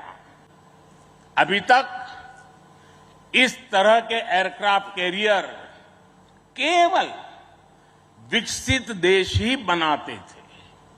आज भारत ने इस लीग में शामिल होकर विकसित राष्ट्र की दिशा में एक और कदम बढ़ा दिया है। साथियों, जल परिवहन के क्षेत्र में भारत का बहुत गौरवमयी इतिहास रहा है। हमारी समृद्ध विरासत रही है। हमारे यहां नौकाओं और जहाजों से जुड़े श्लोकों में बताया गया है, दीर्घिका तरणी ही लोला गत्वरा गामिनी तरीहि जंगाला प्लाविनी चैव धारिणी वेगिनी तथा। ये हमारे शास्त्रों में इतना वर्णन है। दीर्घिका तरुणी लोला गत्वरा गामिनी जंगाला प्लाविनी धारिणी वेगिनी हमारे यहां जहाजों और नौकाओं के अलग अलग आकार और प्रकार होते थे। हमारे वेदों में भी नौकाओं, जहाजों और समुद्र से जुड़े कितने ही मंत्र आते हैं।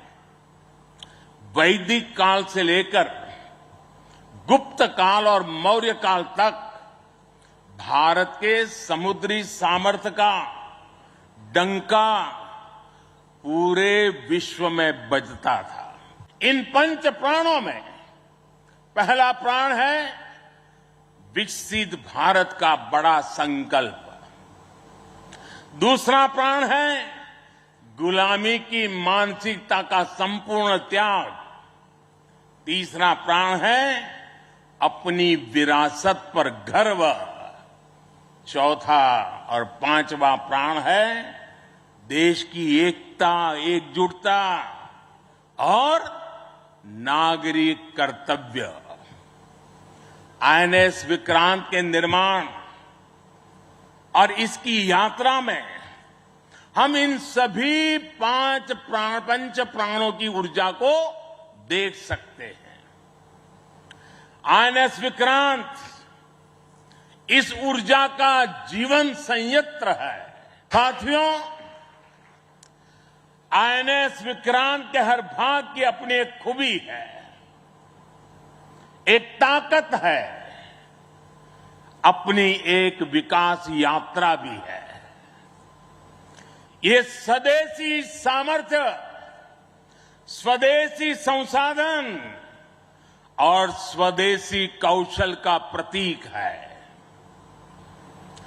इसके एयरबेस में जो स्टील लगी है वो स्टील भी स्वदेशी है। ये स्टील डीआरडीओ के वैज्ञानिकों ने विकसित किया, भारत की कंपनियों ने प्रोड्यूस किया। एक युद्धपोत से भी ज्यादा एक तैरता हुआ एयरफील्ड है, एक तैरता हुआ शहर है। इसमें जितनी बिजली पैदा होती है उससे 5000 घरों को रोशन किया जा सकता है। इसका फ्लाइट डेक भी 2 फुटबॉल ग्राउंड के बराबर है। विक्रांत में जितने केबल्स और वायर्स इस्तेमाल हुए हैं वो कोची से शुरू हो तो काशी तक पहुंच सकते हैं।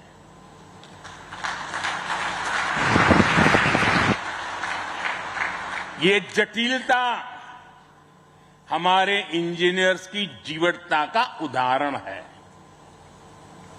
मेगा इंजीनियरिंग से लेकर नैनो सर्किट्स तक पहले जो भारत के लिए अकल्पनीय था वो हकीकत में बदल रहा है।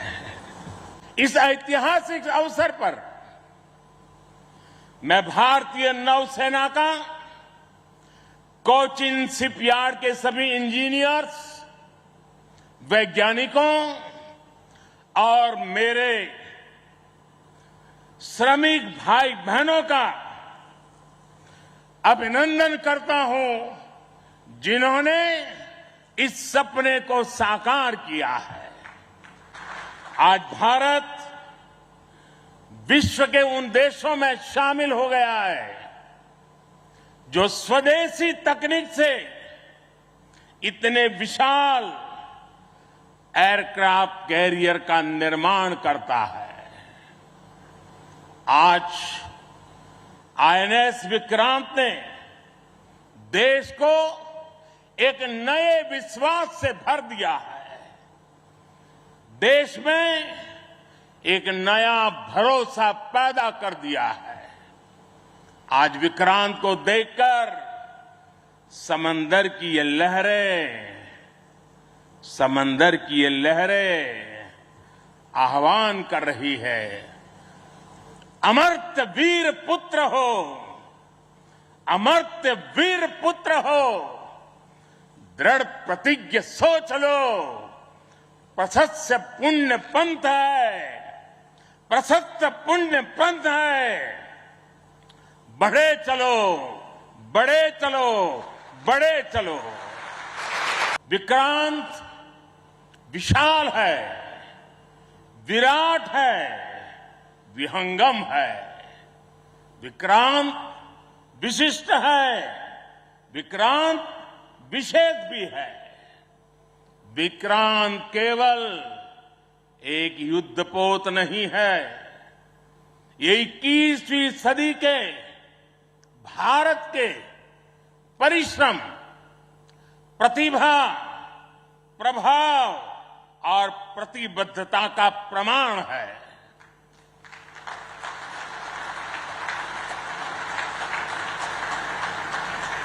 यदि लक्ष्य दुरंत है, यात्राएं दिगंत है, समंदर और चुनौतियां अनंत है, तो भारत का उत्तर है Vikrant.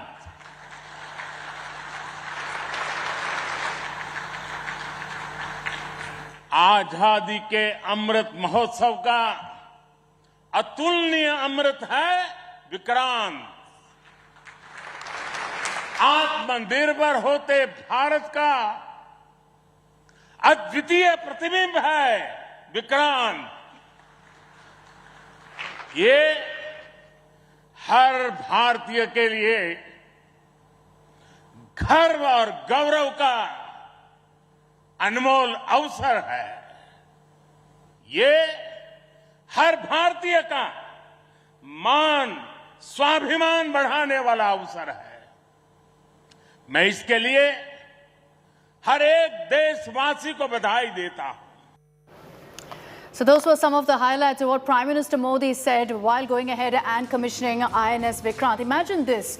This particular warship, this aircraft carrier, end to end is 2 football fields combined. That's the length and how massive the INS Vikrant is. But Shiv, as someone who's covered the defense beat for so long, what's that one feature that truly stands out for you about the INS Vikrant? The feature that stands out is that it's Indian. You know, I can't stress that enough because, Akshita, India has operated aircraft carriers for over, half a century, from the 1950s when the original Vikrant came. But the very fact that INS Vikrant has been manufactured in India, most people are not ever going to be able to appreciate what an incredibly daunting task this has been. The fact that 45,000 tons of technology, metal, and basically an airport on deck is something that like you earlier said, Akshita, an exclusive club of 6 nations have been able to achieve that kind of technology. It's not. This is not a ship. Remember, many people think, oh, it's just another ship that is just large and you get some aircraft landing on it. No big deal.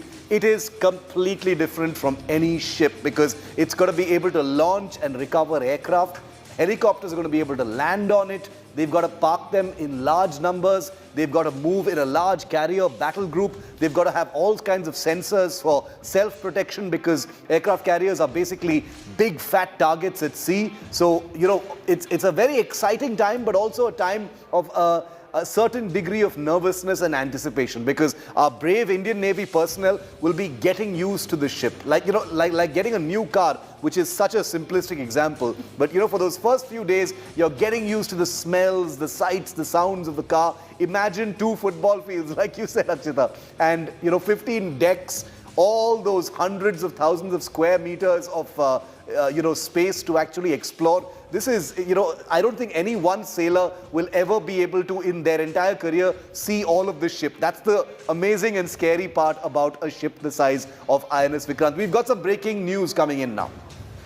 There's unfortunately, at this moment of pride for the entire country, a bit of politics also that's erupted. We're going to briefly focus on that, the kind of reactions that have come in, even as the Prime Minister was commissioning INS Vikrant. The Congress has attacked the Modi government over this launch, and essentially they're serving a reminder. But Congress's Jairam Ramesh saying that INS Vikrant is a collective effort of all governments. So a credit warship which is broken out now. The Congress essentially trying to serve a reminder to the BJP, to the Modi government, saying that, look, you have to recognize that this is the work of many governments put together, and that's how you're seeing this commissioning of INS Vikrant. He's saying governments since 1999 came together for this. Well, the Prime Minister acknowledges this question.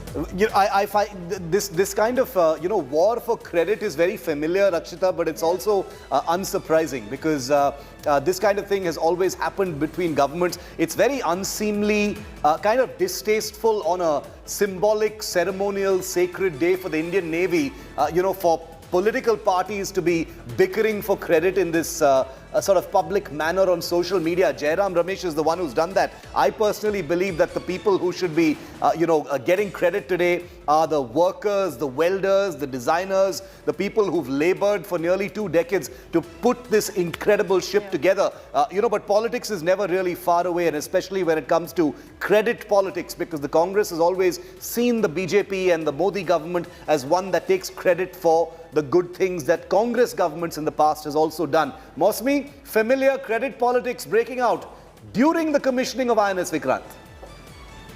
Absolutely, Shiv, and the way you were explaining and elaborating about the INS Vikrant, it is definitely a moment of pride for all Indians. But unfortunate, here there is a battle for one-upmanship as far as, political contribution to the INS Vikrant is concerned, because Jairam Ramesh, who's always been very quick on Twitter to actually rebut allegations or launch a frontal attack here, in fact, reminding the Prime Minister that INS Vikrant played a crucial role in 1971 as well, and since 1999, it's the successive governments who have actually contributed to this day. And even as you did elaborate that it is our Navy personnel who need to be celebrated at this moment, and all those days of hard labor and work by the men and women who are behind this, he seems to agree, but politics still prevailing over the entire inauguration. Shiv is right, Maushami, in saying that this kind of takes away from the contribution of so many of those workers who've been putting in so much of time and sweat for the last many years on this. So while we've reported on the credit war and the politics, let's shift our focus to, in fact, the credit where it's due to the people, the workers of INS Vikrant, and hail what they've done. whichever government deserves credit or not. Let's cut across to more breaking news. This is on the other big momentous moment today that we saw when the Indian Navy got a new ensign, a new symbol, a new identity. And the Prime Minister has sent across a strong message during the launch of that ensign ship. That's right. The Prime Minister says, today India has taken off a trace of slavery, a burden of the British Raj colonial era. On this historic date of September 2nd, 2022, another history-changing act has happened. This is what the Prime Minister had said while unveiling the proud new ensign, an identity, the flag of the Indian Navy, getting rid of the British-era St. George's Cross, which used to adorn it up until now.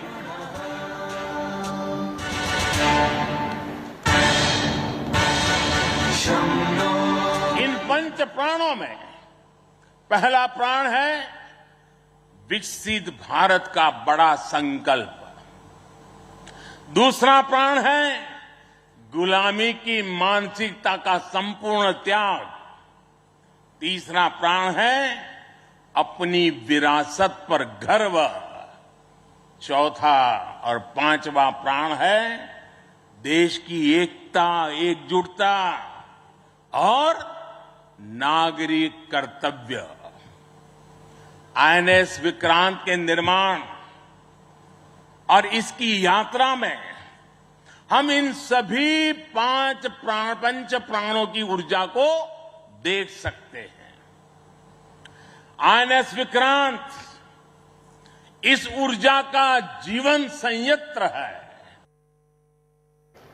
Now remember that INS Vikrant is now part of the Indian Navy. We'll get you some pictures of the ship. Beautiful images have been coming out of Kochi over the last few days. And in a few days from now, INS Vikrant will sail out from Kochi. It will head out into the Arabian Sea for what is known as a workup. Let's put images of the ship on screen there.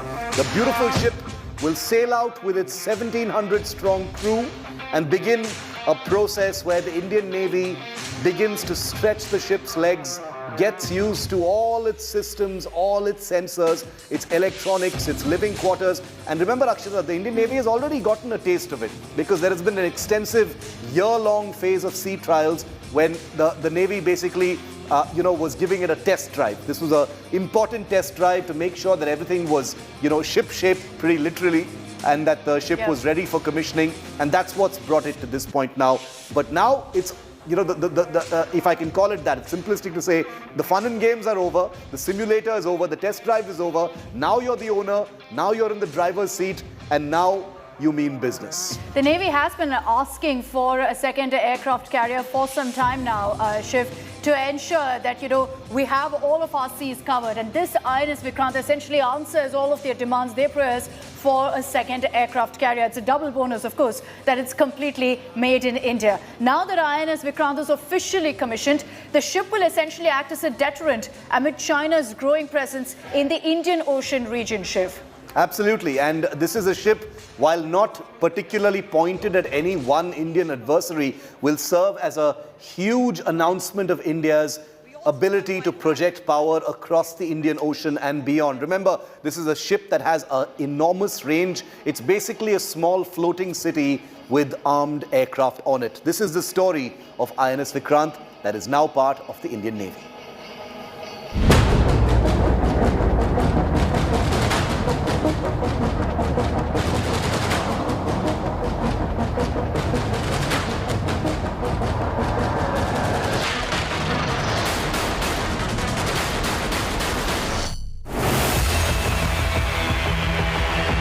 The commissioning of Vikrant couldn't have come at a better time.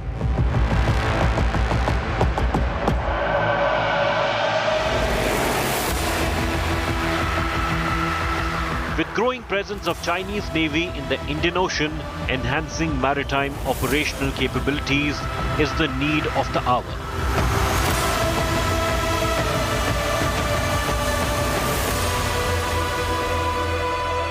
"30 aircraft, 18 fighter jets like the MiG-29K, Camel, and newly inducted from the US MH-60 Romeo helicopters will be operated.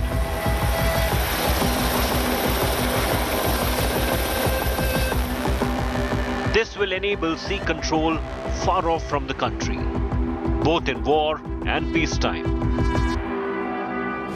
The new MH-60 Romeos are lethal in anti-submarine warfare. It will take a while before the fighters start operations. Vikrant will be combat ready by the end of the year, fully equipped with Barak missiles and fighter jets, taking off within 2 to 3 seconds of one landing.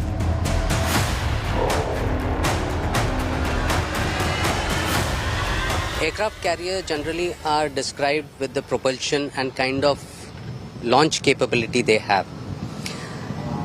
As we have seen, our previous 3 carriers were steam driven and we are GT ship.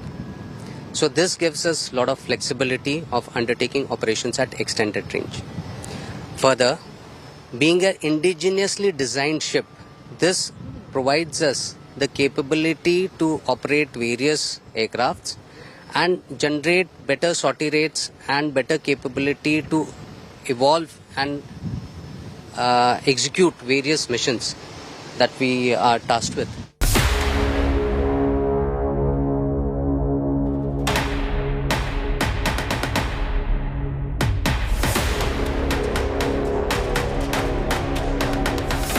India till now currently has INS Vikramaditya as the only operational aircraft carrier, while INS Vikrant should be ready for operations within a year. Indian Navy has been insisting for a third aircraft carrier. The capability that we envisage is to safeguard our national interest. That, having said so, would include a third carrier to begin with. With the capability that we envisage to have, we don't have any adversary per se in our scope. With this capability, we would be able to take on any challenge, anytime and anywhere. With 3 you mean? So with 3 aircraft carriers? That's right.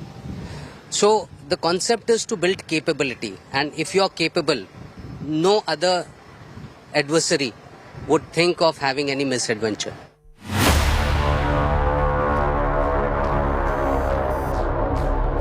On the other hand, the Chinese Navy has 2 functional aircraft carriers, with the third one expected to hit the seas soon.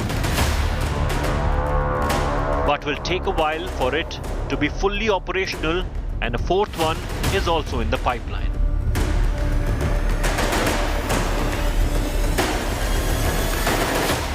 Air operations are most crucial for an aircraft carrier, adding a punch to warfare capabilities.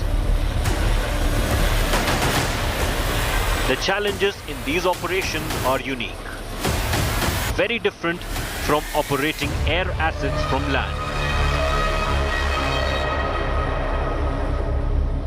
At the topmost deck of this aircraft carrier, this is a place from where all air operations are controlled, and we can see the 2 runways very clearly from here. This will give you an idea how exactly air operations will take place. The round circles with numbers, that says 3, it says 2, 1, those are meant for helicopters to be stationed, and the 2 runways are divided in between with a white lining. One is the red one, the other is the yellow one. 2 runways are there, one is a shorter one, the other a longer one. The shorter one for operations to be launched quickly when the aircraft can fly without a payload. But if an offensive operation is to be launched with a heavy payload, that's when the longer runway has to be used.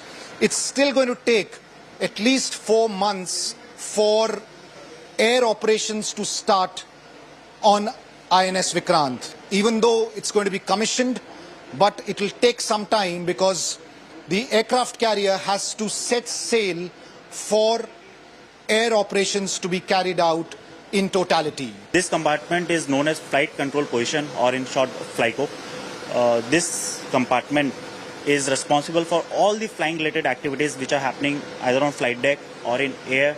The flight safety aspect is responsible, this compartment is responsible for those activities. The movement of all the personnel, the safety of men and material, the safety of the aircraft, the landing, the takeoff, everything is controlled from this compartment. So can you give us a lowdown on how many aircraft are going to be there on board at one point of time? The ship is capable of carrying approx 30 aircraft in different variations, in different configurations. So at a point of time, it depends on which mission am I going for. So I can carry in the different configurations of fighters and helicopters.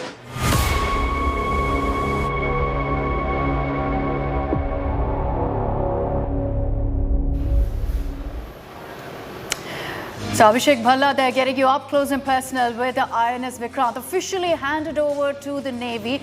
It's a message not just to our adversaries but to the world that we're now Atmanirbhar, we're independent and we're a formidable force really in ensuring that our defense sector can be completely taken care of, can be completely made in India. And what a great day for the Indian Navy and the Indian Armed Forces. New ship, new identity, new ensign, new Nishan, and truly a new day for this country. We, Akshita, I, and all of us here at India Today wish Shano Varuna to the crew of INS Vikrant and to the entire Indian Navy community. We're ending our live coverage here, but you'll hear much more from Vikrant ahead here on India Today. Thanks so much for watching this special coverage. Akshita and I signing out. The news continues after this short break.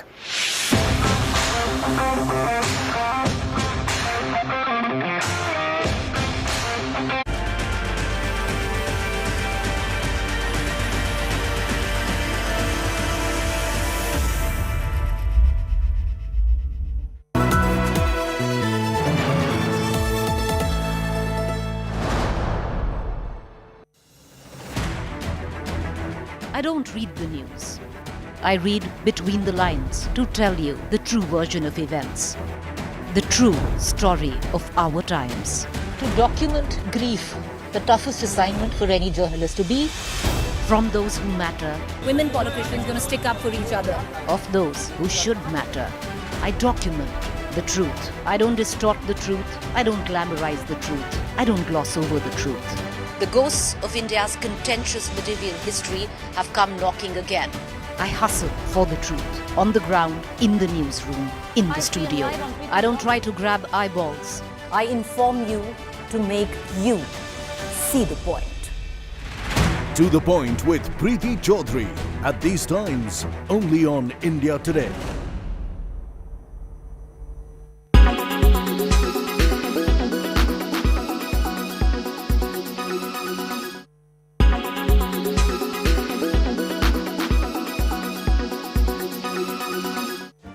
Make your media plan smarter with India Today Live TV on your connected devices. Amplify your brand with 100 million smart internet viewers. To advertise, mail us at sales@aajtak.com.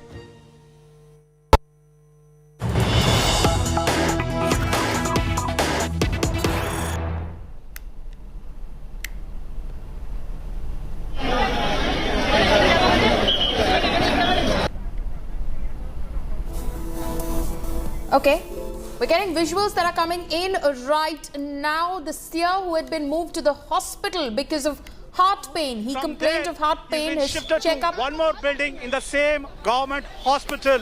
Now we can see the media is trying to launch the hospital to take their best visuals, and police are trying to push the media out from all kind of media glare.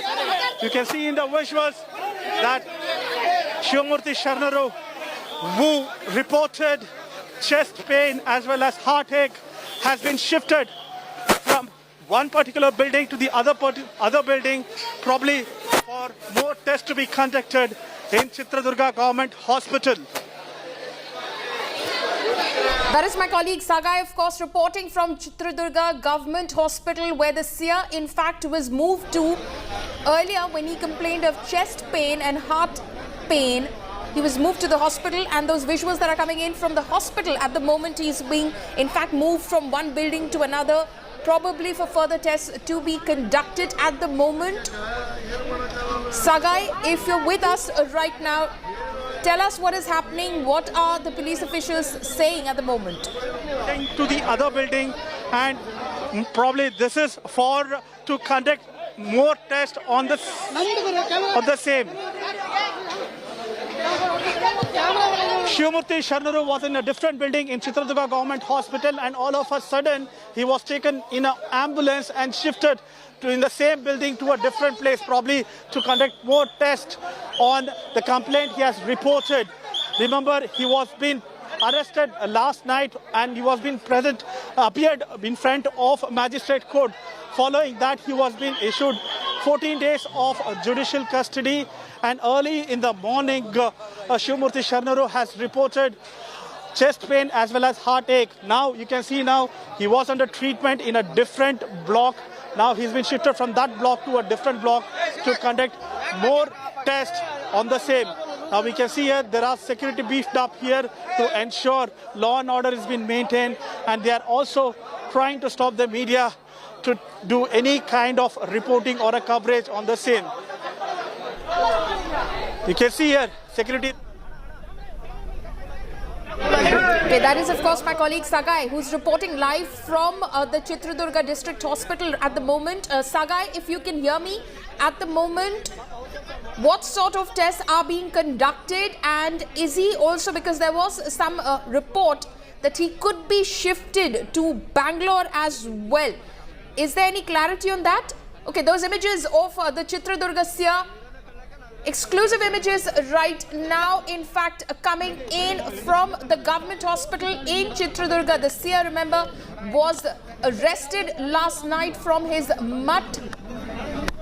Shivamurthy Sharnaru was arrested from his mutt, then sent to 14 days judicial custody. Exclusive images of the Chitradurga seer there, of course, being taken from one block of the Chitradurga Government Hospital to the other for further tests to be conducted, is what my colleague Sagai is reporting at the moment. Those exclusive images of Shivamurthy Sharnaru as he was being taken from one block of the hospital to another. My colleague Nagarjun Dwarkanath is also live with us at the moment.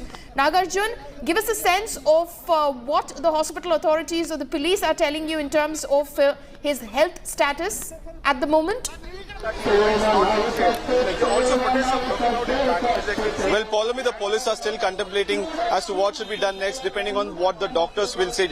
I'm told that a team of 10 odd doctors are looking at the CT scan reports, the ECG, the blood test reports, which will come in another next 3 to 4 hours. So post that, the higher officials will take a call from the health department as well as the home department that does the Swamiji need more treatment? If he has to get more treatment, will he be taken to Davangere, Shimoga or Bangalore? What we are picking from our sources is that most likely it will be Jaideva Hospital, which is a cardiac specialty hospital here in Bengaluru, where he'll be likely to be moved after the green nod from the health officials. But let me tell you what is happening right now. Protest has erupted in Bengaluru Freedom Park against the Swamiji. You can see all the banners and the placards that has been kept here. It is against the Swamiji seer and others also. One such banner, let me show you, it says, "To the hell with rapist Swami." Let me talk to the protester here. What is your demand? So we demand to the government of Karnataka, please send Swamiji to the jail immediately. This is the political game, will not happen in Karnataka. We demand BJP government emergency, immediately send Swamiji to the jail, and no more political game in this case. उनको लग रहा है उनको chest pain है. This is all the political game. This is all the fake. And we demand medical emergency to them and send to the Swamiji to the jail. You heard the voices coming saying send the Swamiji back to the prison. The placards also say the same. Child rapist Swami, condemn rape culture, down with caste oppression. Let me try talking to them. Sir, Swamiji ಅವ್ರಿಗೆ ಎದೆ ನೋವು ಕಾಣಿಸಿದೆ ಅಂತ ಹೇಳ್ತಿದ್ದಾರೆ. ಎಲ್ಲ ಇವಾಗಲ್ಲ 20 ವರ್ಷ ಆದ್ರೆ ಯಾರೇ ಆಗ್ಲಿ ಈ ಅಕ್ಯೂಸ್ಟ್ ಗಳಿಗೆ ಎದೆ ನೋವು ಕಾಣಿಸುತ್ತೆ, ಇನ್ನೊಂದು ನೋವು ಕಾಣಿಸುತ್ತೆ, ಎಲ್ಲ ನೋವು ಕಾಣಿಸುತ್ತೆ. ದಲಿತ ಮಗು ಆಯ್ತಾ, ಬೇರೆ ಯಾರಾದ್ರೂ ಇದ್ರೆ ಇಷ್ಟೊತ್ತಿಗೆ ಏನ್ ಆಗ್ತಾ ಇತ್ತು ಈ ದೇಶ ನೀವು ನೋಡ್ತಾ ಇದ್ರಿ. ಈ ಇದರಲ್ಲಿ ಕೂಡ ರೇಪಲ್ಲಿ ಕೂಡ ಯಾರ ಮೇಲೆ ರೇಪ್ ಆಗುತ್ತೆ ಅನ್ನೋದು ಕೂಡ ತುಂಬಾ ಇಂಪಾರ್ಟೆಂಟ್ ಇಲ್ಲಿ ನಮ್ಮ ದೇಶದಲ್ಲಿ. ದಲಿತರ ಮೇಲೆ ಆದ್ರೆ ಲೆಕ್ಕಕ್ಕೆ ಬರೋದಿಲ್ಲ, ಅವ್ರು ಹೊಡೆದು ಸಾಯಿಸಿದ್ರು ಕೂಡ ಲೆಕ್ಕಕ್ಕೆ ಬರೋದಿಲ್ಲ, ಅಥವಾ ಏನೇ ಮಾಡಿದ್ರು ಲೆಕ್ಕಕ್ಕೆ ಬರೋದಿಲ್ಲ. ಈ ಒಂದ್ ಕಡೆ ದಲಿತರು, ಇನ್ನೊಂದ್ ಕಡೆ ಮೇಲ್ಜಾತಿಯ ಸ್ವಾಮೀಜಿ. ನಮ್ಮ ಸಮಸ್ಯೆ ನೋಡಿ ಹೆಂಗೆ ಆಗಿದೆ, ಕೇಳೋರಿಲ್ಲ ಹೇಳೋರಿಲ್ಲ, ಇಷ್ಟು ದಿನ ಆಗಿದೆ. So he's saying that the Swamiji is a rape accused, and it's very common in the last 2 decades we have seen that anyone who's rape accused gets chest pain and then gets royal treatment in the hospitals. Let me also take the voices from the women also. Madam, ಹೇಳಿ ನಿಮ್ಗೆ ಏನು ಅನ್ಸುತ್ತೆ? ಸ್ವಾಮೀಜಿ ಅವ್ರಿಗೆ ಎದೆ ನೋವು ಅಂತೆ, mostly hospital ಕರ್ಕೊಂಡು ಹೋಗ್ತಿದ್ದಾರೆ. ಚಿಕ್ಕ ಮಕ್ಕಳಿಗೆ ಮಾಡುವಾಗ ಅವ್ರಿಗೆ ಎದೆ ನೋವು ಬಂದಿಲ್ಲ, ಈಗ ಜಸ್ಟ್ ಆತರ ತಪ್ಪು ಮಾಡಿದಾಗ ಅವ್ರಿಗೆ ಎದೆ ನೋವು ಬಂದಿದೆ, ಏನು ಮಾಡಕ್ಕಾಗಲ್ಲ. ಸರ್, ಇದು ನಾವು ನಂಬಲ್ಲ. ನಾವು ಅವ್ರಿಗೆ ಎದೆ ನೋವು ಅಂತ ಇಲ್ಲ, ಸುಳ್ಳು. ಒಂದು ಅಸುಳೆ ಬಾಲಕಿ ಮೇಲೆ ಈ ತರ ಅತ್ಯಾಚಾರ ಮಾಡ್ಬೇಕಂದ್ರೆ ಅವ್ರಿಗೆ ಅಕ್ಕ ಇಲ್ವಾ, ಅವ್ರ ಅಮ್ಮ ಇಲ್ವಾ, ಅವ್ರ ತಂಗಿದಿರಿಲ್ವಾ? ಈ ತರ ಇದ್ರ ಮೇಲೆ ಬಾಲಕಿ ಮೇಲೆ ಮಾಡ್ಬೇಕಂದ್ರೆ ಇದು ನಾವು ನ್ಯಾಯ ಕೇಳಲೇಬೇಕು ಸರ್. ನಾವೆಲ್ಲ ನ್ಯಾಯಕ್ಕೆ ಮಗು ಮೇಲೆ ಈ ತರ ಮತ್ತೆ ಅತ್ಯಾಚಾರ ಯಾರು ಈ ಮಗುಗಾಗಿರ, ಅದು ನಮ್ ದೇಶದಲ್ಲಿ ಎಷ್ಟೋ ಜನ ಮಕ್ಳಿದ್ದಾರೆ, ಅವ್ರಿಗೆ ಯಾವ ತರ ಇದು ಮತ್ತೆ ಈ ತರ ಆಗ್ಬಾರ್ದು ಅಂತ ನಮ್ಮ ವಿನಂತಿ sir. So the voices here are saying that they don't trust the hospital or the Swamiji, saying that he has chest pain and he has cardiac issues. They are saying it's fake. In the last 2 decades, we have seen about how all the top netas or others who are accused in such cases have taken the shelter in terms of health issues and chest pain. Once again, it's repeating. They're saying, did he have the chest pain when he was allegedly raping the minors? That's the voice that came. The woman who I spoke to was saying that same thing, that didn't the Swamiji have chest pain or any other health issue when he was allegedly raping the minors? The anger and the outrage of the citizens over there of Bengaluru who are out in the streets, the women protesters as well, is absolutely understandable. This seems like the modus operandi.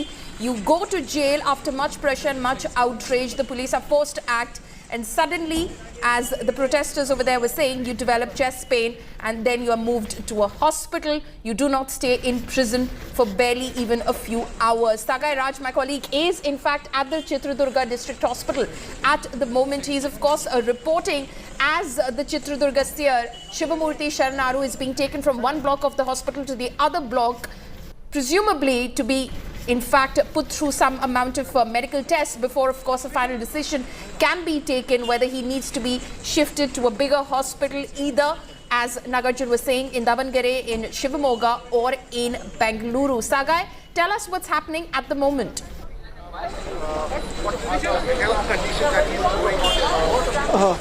Polami, he was in a different block at Chitradurga Government Hospital all this while. He was undergoing treatment over there, and from there they shifted in a small Omni ambulance to another block. And what we also get to learn through police sources is that to conduct various tests of whatever the pain that he has reported, he has been shifted in this particular block. And as we speak now, they are taking several tests of Shivamurti Sharanaru. Remember, last night he was being arrested around 2 o'clock and produced in front of magistrate, and where they also got the custody of 40 days. And following that, now he has reported chest pain and heartache early in the morning. Sir, what is the test that you are conducting with him, sir? What are the requirements for the heart test? I think major heart checkup is already held. What he is reporting, sir? Any cardiac issue or anything? What is the cardiac issue? I don't know what is going on inside, because the police has not allowed me also. Okay. ICU is shifted. Okay. Is it shifted to ICU? Yes, it is ICU unit. Yes. Okay. So now we can hear that he has been shifted to an ICU unit in a different block in a Chitradurga government hospital, and he has reported heartache as well as chest pain when he was being shifted to the hospital. As we speak now, they are conducting several tests inside this particular ICU block. Right. Any sort of decision that has been taken? What are the authorities on the ground telling you, Sagai? Will he be shifted to a bigger hospital somewhere else? The possibilities are there. So far, nobody is even coming out and giving any kind of update on his health issue. We haven't even got any kind of health bulletin on Shivamurti Sharanaru. Everybody is keeping quiet. Even the police are unaware. There are no instructions given to traffic police or police who maintain law and order. They have been just asked to take care of media and crowd gathering in this particular hospital. And even the chief doctor of the hospital has not spoken about what exactly has happened. Early in the morning, he was been shifted around 7:30, 8 o'clock of cardiac issue as well as chest pain. And immediately after that, they are conducting several tests. And you can see over here, it has mentioned as ICU in this particular block. And he has been shifted to the same ward where he is undergoing treatment as we speak. And you can see one of the oxygen cylinder is also been shifted as we speak inside the ICU ward. And probably by noon or post-noon, we are anticipating a health bulletin from either from doctor or some kind of update from the police on the same. So those images that you're bringing to us, in fact, Sagai, from the hospital, earlier when he arrived at the hospital having first complained of chest pain and heartache, he seemed to have just walked out from the police van and then moved into the hospital premises. And then, of course, subsequently when he was being moved from one block to the other, which is the ICU unit of the hospital, as you're being told at the moment, he was taken in an Omni van on a stretcher. He was lying down and then, of course, he was taken. I mean, you know, we were, of course, hearing some voices of protesters from Bengaluru, and their frustration seems and their angst seems sort of real, because their anger is that this is exactly what happens when someone who is influential, who is accused of a crime, is finally taken into custody by the police, detained or arrested. Suddenly, they develop health ailments. Absolutely, and we have seen this for many years now, whether it is politicians, businessmen or influential people. They all report these kind of health issues whenever they have been put behind bars. And we have seen several cases like this. But when it comes to common man, there are hospitals inside the prison itself where they go ahead and give the treatment. Unless they don't have enough facilities to treat the kind of patient who are suffering grievous reports, that's when they have been shifted to a different hospital. Now, as we speak now, he was being taken to hospital around 4 or 5 o'clock, and immediately within 2 hours, not even 2 hours, less than 2 hours, he's reported that he had chest pain and he had some cardiac issues, and immediately he was being shifted to Chitradurga Government Hospital. And it was on anticipated line. It is not something surprise for the people as well as media which is covering this particular news. And we have seen the kind of clout that Shivamurthy Swamiji enjoy when it comes to this particular mutt and amongst the political spectrum, where every single party leaders are backing him and nobody even criticizing the government. I mean to say, opposition is not criticizing the government when they didn't take action, and even the government was maintaining silence when it comes to this particular case. They went out, but they took their own sweet time to arrest him.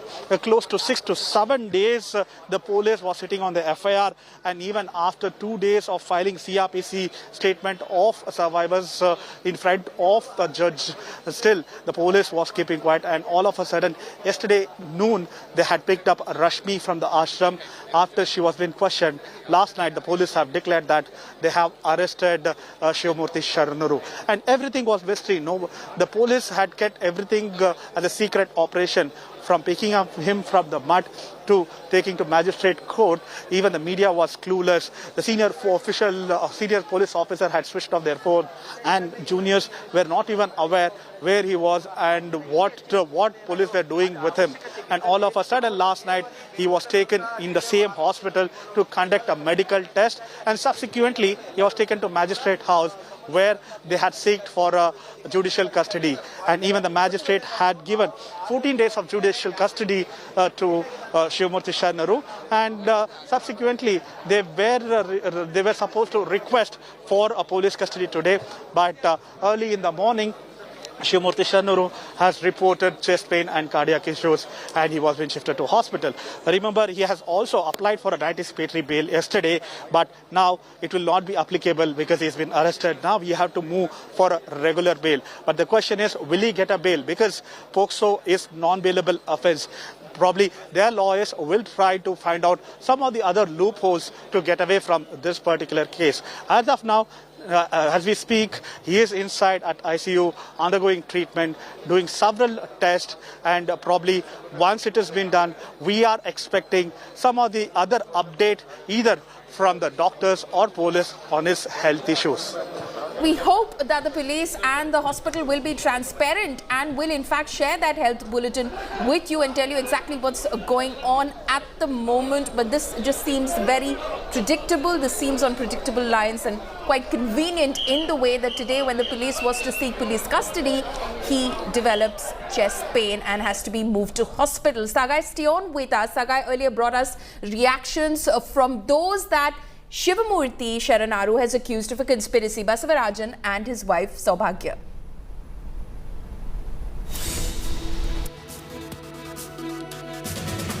ಇದು ಒಂಥರ ಷಡ್ಯಂತರ ಅಂತ ಹೇಳ್ತಾ ಬಸವರಾಜನ್ ಅವ್ರ ಬಗ್ಗೆನೂ ಕೂಡ ಏನು ಮಕ್ಕಳು ಯಾವಾಗ ಕಂಪ್ಲೇಂಟ್ ಮಾಡ್ತಾರೆ, ಕಂಪ್ಲೇಂಟ್ ಮಾಡಿದ ತಕ್ಷಣನೇ ಕೌಂಟರ್ ಆಗಿ ರಶ್ಮಿ ಅನ್ನೋ ವಾರ್ಡನ್ ಕೂಡ ಬಸವರಾಜನ್ರವ್ರ ಬಗ್ಗೆ ನನ್ನ ಬಗ್ಗೆ ಒಂದು ಕಂಪ್ಲೇಂಟ್ ಅನ್ನ ಮಾಡ್ತಾರೆ. ಆಕ್ಚುಲಿ ನಾವು ಹೇಳ್ಬೇಕಂತಂದ್ರೆ ನಾನು ರಶ್ಮಿ ಅವ್ರನ್ನ ನಾನು ನೋಡಿಲ್ಲ, ಅವ್ರ ಬಗ್ಗೆ ನಾನು ಕೇಳಿದ್ದೇನೆ. ಅವರು ಮಕ್ಕಳನ್ನ ತುಂಬಾ ಟಾರ್ಚರ್ ಮಾಡ್ತಾ ಇದ್ರು, ಹೊಡಿತಾ ಇದ್ರು, ಬಡಿತಾ ಇದ್ರು ಅಂತ ಹೇಳಿ ನಾನು ಕೇಳಿದ್ದೇನೆ. ಆ ಮಕ್ಕಳು ಬಾಯಿಂದ ನಾನು ಕೇಳಿರೋದೇನು ಅಂತಂದ್ರೆ ರಶ್ಮಿ ಅಷ್ಟೇನೆ ಹೊಡಿಯೋದಿಲ್ಲ, ಇದರಿಂದ ಇನ್ನು ಬೇರೆಯವರು ಇದ್ದಾರೆ ಅಂತ. Now, after Muruga Mutt Chief Pontiff Shivamurthy Muruga Sharanaru was shifted to hospital because of health complications, activist K.S. Vimala said that the seer was arrested due to the arrival of Prime Minister Narendra Modi in Karnataka. Listen in. I really don't know. Till yesterday, he did not have any problem. Okay, he was trying to escape from the mud twice also, because yesterday there was a news that he is going out of the mud after this anticipatory bail thing is posted for today or tomorrow, something like that. And suddenly he developed chest pain, means that is again another ploy. I really feel that. Today Prime Minister Modi is visiting to Karnataka, so just to save the face of the government, they must have done it. So late night they have taken him to custody. Arrest ಆಗಿದೆ sir finally. Police ಅವರು remand ಕೇಳ್ತಾರ sir, custody ತಗೊಳಕ್ಕೆ, investigation ಮಾಡಕ್ಕೆ sir, question ಮಾಡಕ್ಕೆ ಕೇಳಿದ್ದಾರೆ. Judicial custody ಕೊಟ್ಟಿದ್ದಾರೆ ಅಂತ ಹೇಳಿ ಬರ್ತಾ ಇದೆ. ಹೌದು ಸರ್, ನಾನು ನೋಡಿ ಹೇಳ್ತೀನಿ, ಸ್ವಲ್ಪ ಅಪ್ಡೇಟ್ ತಗೊಂಡು ಹೇಳ್ತೀನಿ ಸರ್. ಆಮೇಲೆ ಸೆಕ್ಯೂರಿಟಿ ಎಷ್ಟು ಡಿಪ್ಲಾಯ್ ಮಾಡಿದ್ದಾರೆ ಸರ್ ಚಿತ್ರದುರ್ಗ ಜಿಲ್ಲೆಯಲ್ಲಿ ಸರ್? ಸಾಕಷ್ಟಿದೆ, ಅಲ್ಲಿಗೆ ಏನು ಆಗ್ಬಹುದು ಅಂತ ಹೇಳಿ ಯೋಚನೆ ಮಾಡಿ ಅದನ್ನೆಲ್ಲೂ ಜಿಲ್ಲೆಯಲ್ಲಿ ಡಿಪ್ಲಾಯ್ ಮಾಡಿದ್ದಾರೆ. ಯಾರು ಕಾನೂನು ಕೈಗೆ ತಗೊಂಡಿದ್ದ ರೀತಿಯಲ್ಲಿ ನಿಭಾಯಿಸ್ಲಿಕ್ಕೆ ಬೇಕಾದಂತ ಎಲ್ಲ ಸೆಕ್ಯೂರಿಟಿಯನ್ನು ಕೊಟ್ಟಾರೆ. ಅಲ್ಲ, ಸುತ್ತಮುತ್ತ ಜಿಲ್ಲೆಗಳಿಂದ ಎಕ್ಸ್ಟ್ರಾ ಫೋರ್ಸ್ ಏನಾದ್ರು ಕರ್ಸಿದೀರಾ ಸರ್? ಸ್ವಲ್ಪ ಮಟ್ಟಿಗೆ ಅಕ್ಕಪಕ್ಕದಿಂದ ಕರ್ಸಿದ್ದಾರೆ. ಓಕೆ, ಚಿತ್ರದುರ್ಗ ರಾಪಿಡ್ ಆಕ್ಷನ್ ಜಿಲ್ಲೆಯಲ್ಲಿರುವ KSRP, DAR, ರೆಗ್ಯುಲರ್ ಪೊಲೀಸ್ ಎಲ್ಲವನ್ನು ಕೂಡ ಡ್ರಾ ಮಾಡಿದೆ. ಎಲ್ಲ ಪೊಲೀಸ್ ಸ್ಟೇಷನ್ ಅಲರ್ಟ್ ಆಗಿರ್ಲಿಕ್ಕೆ ಹೇಳಿ ಸರ್. ಆಮೇಲೆ ಸೆಕ್ಷನ್ 144 ಅಂದ್ರೆ ಹಾಕೊಂತೀರಾ ಸರ್? ಚಿಂತನೆ ಮಾಡ್ತಿದ್ದೀರಾ? ಅಲ್ಲಿ ಜಿಲ್ಲಾಡಳಿತ ನಿಶ್ಚಯ ಮಾಡಬೇಕು. ನಾವು ಇಲ್ಲಿಂದ ಏನು ಅವರಿಗೆ ಡೈರೆಕ್ಷನ್ ಕೊಡಲ್ಲ, ಪರಿಸ್ಥಿತಿಗೆ ಅನುಗುಣವಾಗಿ ಅವ್ರು ಮಾಡ್ತಾರೆ. ಸರ್, ಕೊನೆಯದಾಗಿ ಭಕ್ತಾದಿಗಳೆಲ್ಲರೂ ಒಂದ್ ಸ್ವಲ್ಪ ಪ್ರೊಟೆಸ್ಟ್ ಮಾಡಬಹುದು ಅಂತ ಇನ್ಫಾರ್ಮೇಶನ್ ಇದೆ ಜಿಲ್ಲೆಯಲ್ಲಿ, ಅದಕ್ಕೆ ಬೇಕಾಗಿದ್ದ ತಯಾರಿ ಸರ್? ಖಂಡಿತವಾಗೂ ಅದು ನಿರೀಕ್ಷೆ ಮಾಡಿ ಅದಕ್ಕೆ ಬೇಕಾದಂತ ಬಂದೋಬಸ್ತನ್ನ ಮಾಡಲಾಗಿದೆ ಸರ್. ಪೊಲೀಸ್ ಅವ್ರಿಗೆ ಫುಲ್ ಫ್ರೀ ಹ್ಯಾಂಡ್ ಕೊಟ್ಟಿದ್ರೆ ಸರ್, ಇನ್ನು ಮುಂದೇನು ಅದ್ರ ಬಗ್ಗೆ ಅನುಮಾನವೇ ಬೇಡ. ಈ ಕೇಸಿನ ಆರಂಭದಿಂದಲೂ ಕೂಡ ಫ್ರೀ ಹ್ಯಾಂಡ್ ಕೊಟ್ಟಿದ್ದೇವೆ. ಕಾನೂನು ಕಾಯ್ದೆಯ ಪ್ರಕಾರ ಅವರು ಕ್ರಮ ತಗೊಳ್ತಾ ಇದ್ದಾರೆ. Well, I have from last couple of days I myself have been saying that there is a procedure for POSCO, there is the law of the land. Why is it different for different people? This should have, the delay reflects very poorly on the government, on how fast the investigation is going on. The government was, looks like it was keen to protect its own image rather than give out justice to anybody.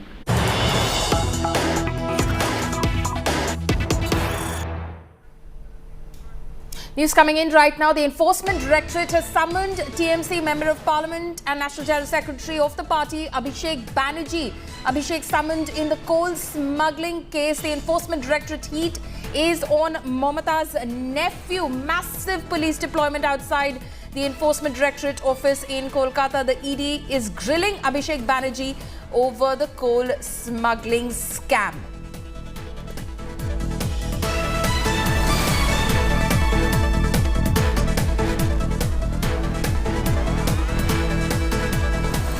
And that's a wrap on this bulletin. For all the latest news and updates, you can log on to indiatoday.in. You can also download the India Today app. Thanks for watching.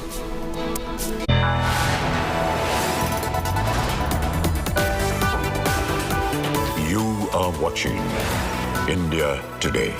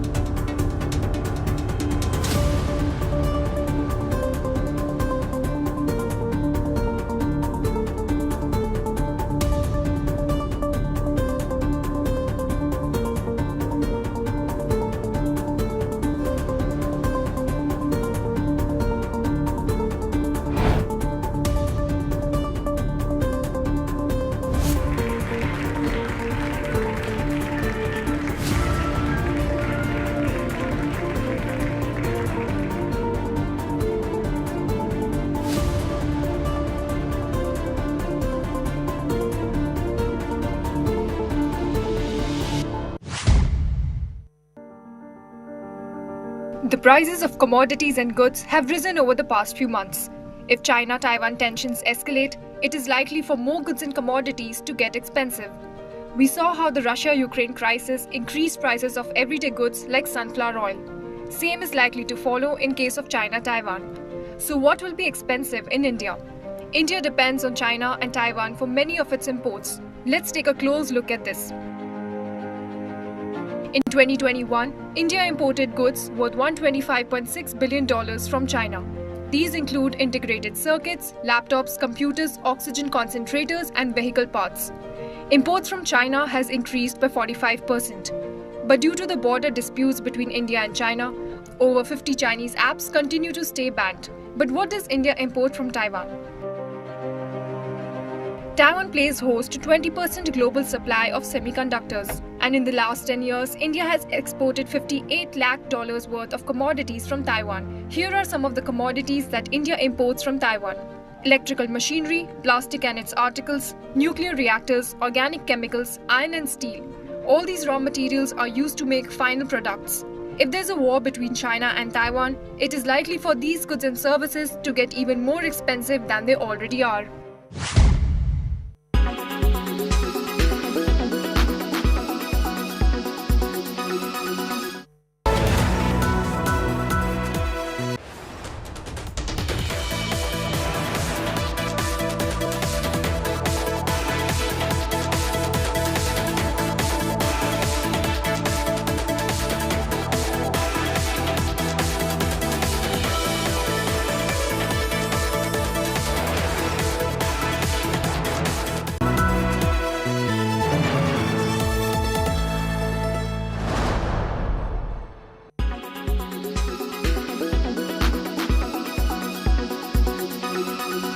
Can pets around us be infected with monkeypox?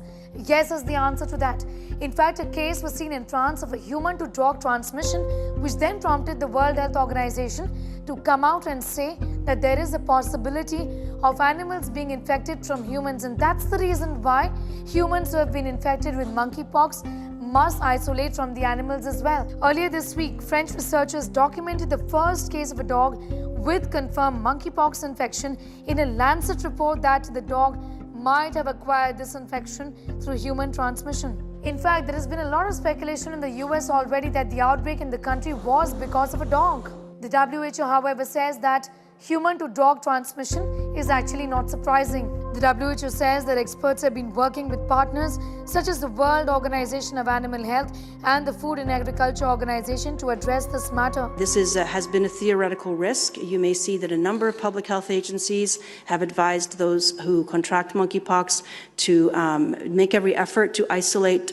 from their pets or to isolate their pets from themselves because of this hypothetical risk, particularly both in the household for domestic pets as well as in possible risks of contamination of animals outside the household. For example, rodents accessing garbage and things like that. The CDC has also advised that people with monkeypox should in fact avoid coming in contact with animals, including their pets. The infection can spread with prolonged physical contact, for example, hugging your pet or kissing your pet.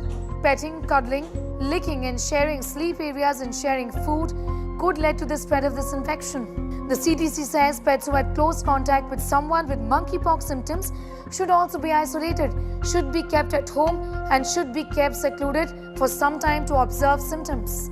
The CDC also says that they are unsure if reptiles, amphibians or birds can get monkeypox. They say it is unlikely since these animals have not been found to be infected with other orthopox viruses.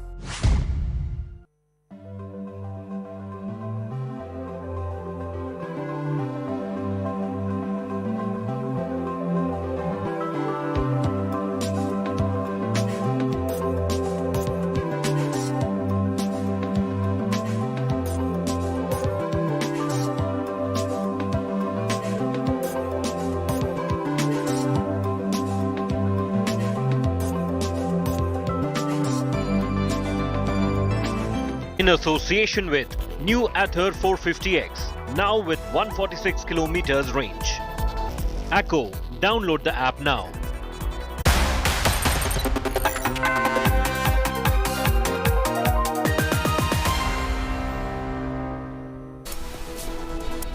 Good afternoon and a warm welcome to India Today. I'm Paulami Saha. Here are the headlines we're tracking at the top of this hour.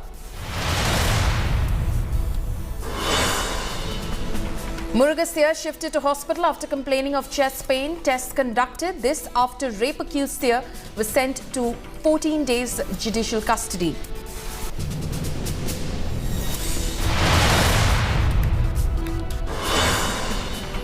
In a big boost to Indian Armed Forces, India gets its first indigenous aircraft carrier. Prime Minister Modi inducts the 20,000 crore INS Vikrant.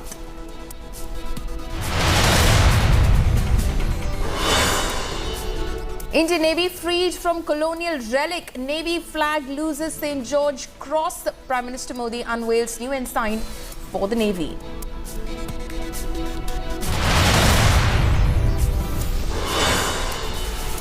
More revelations in the Sonali Phogat murder case. Video of accused hours after the death resurfaces. Sonali NPA's transactions under lens. Bottle used to drug Sonali found.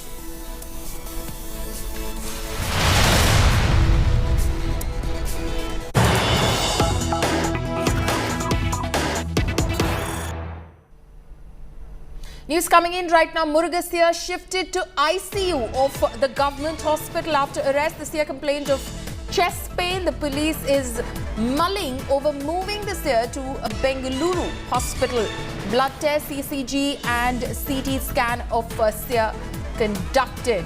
That's the latest that's coming in at the moment from Chitradurga Government Hospital. The seer has now been moved into the ICU after he complained of chest pain. He was brought to the hospital and tests are being conducted, and the police is mulling whether he should be shifted to a Bengaluru hospital at the moment. My colleague Sagai is joining me live this afternoon. Sarai, give us more details about what's happening in the hospital right now. Earlier, you did tell us that he had been shifted to the ICU unit of the hospital. Yeah, we just now spoke to the lawyer, Umesh, over here, and he went on to say that he had reported a chest pain and he also had some cardiac issues. And immediately after that, he was being shifted to hospital. When we questioned him whether he had these kind of problem, whether he has a history of having cardiac issues, then he said, no, we don't know because it's a sensitive issue. Maybe he had developed after these kind of development, and that is the reason he has been shifted to a hospital here in Chitradurga. And later on, when they conducted tests, they realized that they require him to be shifted to ICU. As we speak now, he is undergoing treatment at ICU now, and probably once the doctors come out with the final report on his health issues, the next call will be taken whether he will be undergoing treatment over here or he need to be shifted to a bigger and a better facilitated hospital in Chitradurga, Davangere, Shimoga, or in Bengaluru. So these are the options which is left with the police as well as with the doctors. So far, we don't have any other update apart from his lawyers who is saying that he is undergoing treatment at ICU. Okay, Sagai, stay on with us. Now, 6 days after the accusations of child rape first came to the fore, the Muruga Mutt Chief Pontiff Shivamurti Muruga Sharanaru was arrested last night and sent to 14 days judicial custody. However, the seer was moved to hospital because of heart pain that he complained of. ECG, blood tests and CT scan of the Muruga Mutt Pontiff were conducted at the district jail Chitradurga. The seer might be moved to a hospital in Bengaluru soon. That decision has to be taken. The rape accused seer was arrested from the mutt where he had been staying since the FIR was filed against him. According to the police, the whereabouts of the other accused have also been traced. The arrest of Shivamurti comes after he was booked under sections of POCSO and SC/ST Atrocities Act. The seer will be questioned by the Deputy Superintendent of Police. The police will seek 14 days remand of the rape accused seer.